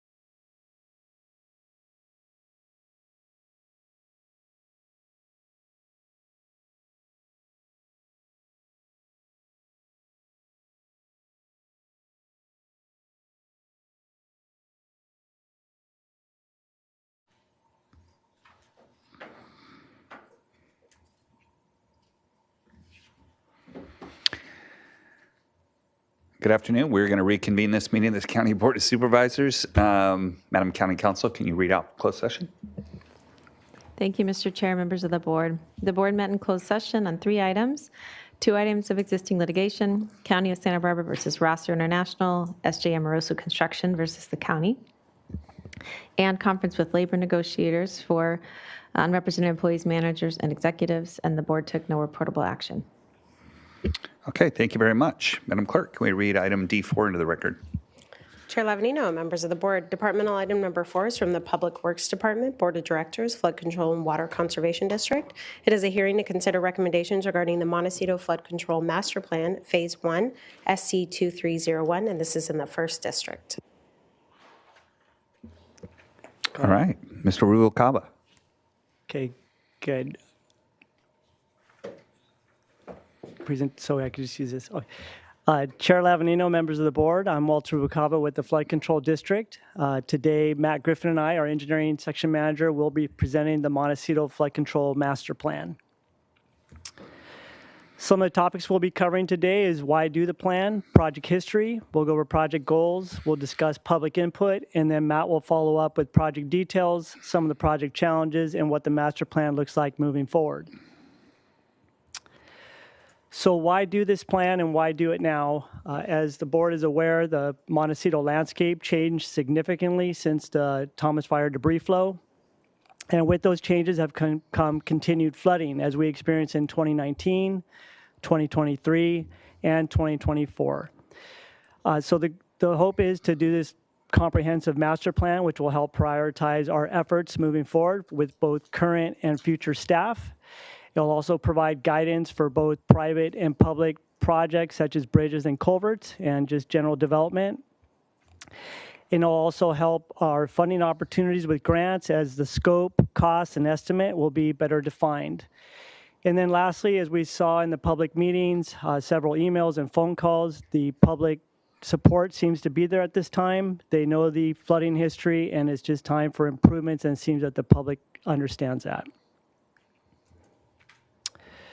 So some of the history in the Montecito area. Montecito has witnessed several flooding events over time. If we go back just to 1964, we have 12 documented flooding events.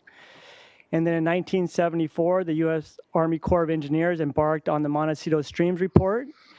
However, there was a lack of federal interest, and that was likely due to the low density and the high acquisition cost. It resulted in a low benefit cost ratio. So no projects ensued from that effort. However, flooding impacts continue. They seem to be becoming more frequent, impacting both private sector or private infrastructure and public infrastructure. If we look at just North Jameson and US 101, since 1995, there's been 7 times that the roadways have either been substantially flooded or completely closed. And then historically, these creeks have remained natural. They're part of no integrated. They're not part of any integrated drainage plan. They're not engineered structures. So what we're seeing is even with 25 to 30-year events on some of the major channels, which include Montecito, Oak, San Ysidro, and Romero, is some of the areas of these creeks are either overtopping or coming very close to overtopping, and that's something we would like to change. As far as the project goals, is to prepare a coordinated master plan to help manage some of these flooding events and debris capture. It's also to continue to seek public input. It's also to help implement our improvements in a more prioritized manner and to facilitate grant opportunities. And I want to emphasize grant opportunities because I think it's very important to note that without grants and without additional funding, such as additional property assessments, we will not be able to implement these projects, nor will we be able to do operation and maintenance in the future, as our local funding is just not enough to sustain this type of effort. And then lastly on the goals, our goal is to capture either or to try and help manage the 100-year event or a 1% annual chance, but at the same time trying to minimize property acquisition to the extent possible, and that's to save cost on our end and to help minimize impacts on private property owners. And with that, I will pass it over to Mr. Griffin. Oh, I'm sorry, one more on my end. As far as public input, there's been 3 public meetings to date.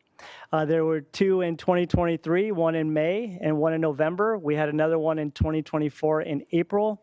All these meetings were well attended. We have a project website that's dedicated to this effort. It provides opportunities for questions. You could provide comments. It has information on upcoming public meetings, such as today's meeting today. It also has archived videos that individuals could go back and look at various public meeting videos in case they're not able to attend. And we plan on continuing this effort throughout phase 2. And with that, I will pass it over to Mr. Griffin. Thank you, Walter. Matt Griffin, Flood Control Engineering Manager. The Montecito Master Plan considers both flood flow conveyance and debris capture. The target industry standard for flood control conveyance is the 100-year flood event. That's consistent with FEMA's special flood hazard mapping areas. Sometimes it's not always feasible to reach that target goal. For example, the Lower Mission Creek project that runs through Santa Barbara has a design of less than 100-year capacity. The preferred alternative to improve flood conveyance through Montecito is channel widening. Here you see 2 conceptual sketches of what channel widening might look like. Channel widening was selected for its effectiveness and for its ability to be maintained and accessed over time. Looking at the impacts associated with channel widening of the creeks in Montecito, it's been determined that it is potentially feasible to reach the 100-year flood control conveyance capacity, and that is what the Montecito Master Plan is based on. Debris capture is addressed by identifying locations for new or expanded debris basins, but there are no specific design criteria for debris capture.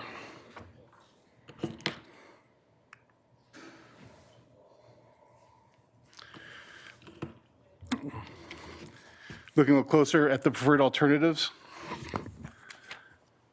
the project identifies 6 miles of channel widening across Montecito, Oak, San Ysidro, and our watersheds. Thank you very much for the time today. And thank you. And so that closes out public comment. We have recommended actions in front of us, A through D.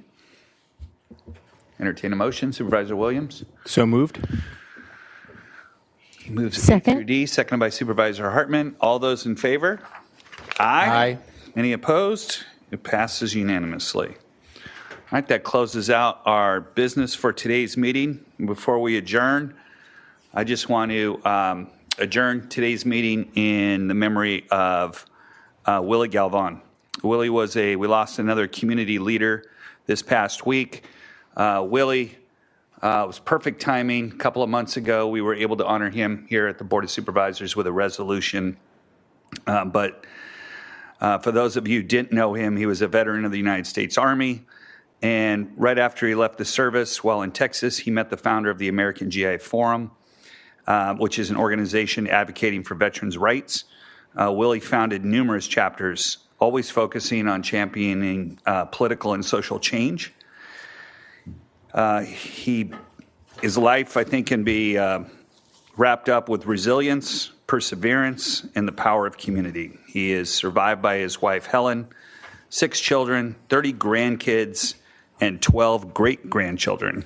A life well lived. And we will all miss Willie Galvan here in the Santa Maria Valley. So with that, we will adjourn to our meeting on December 10th in Santa Barbara.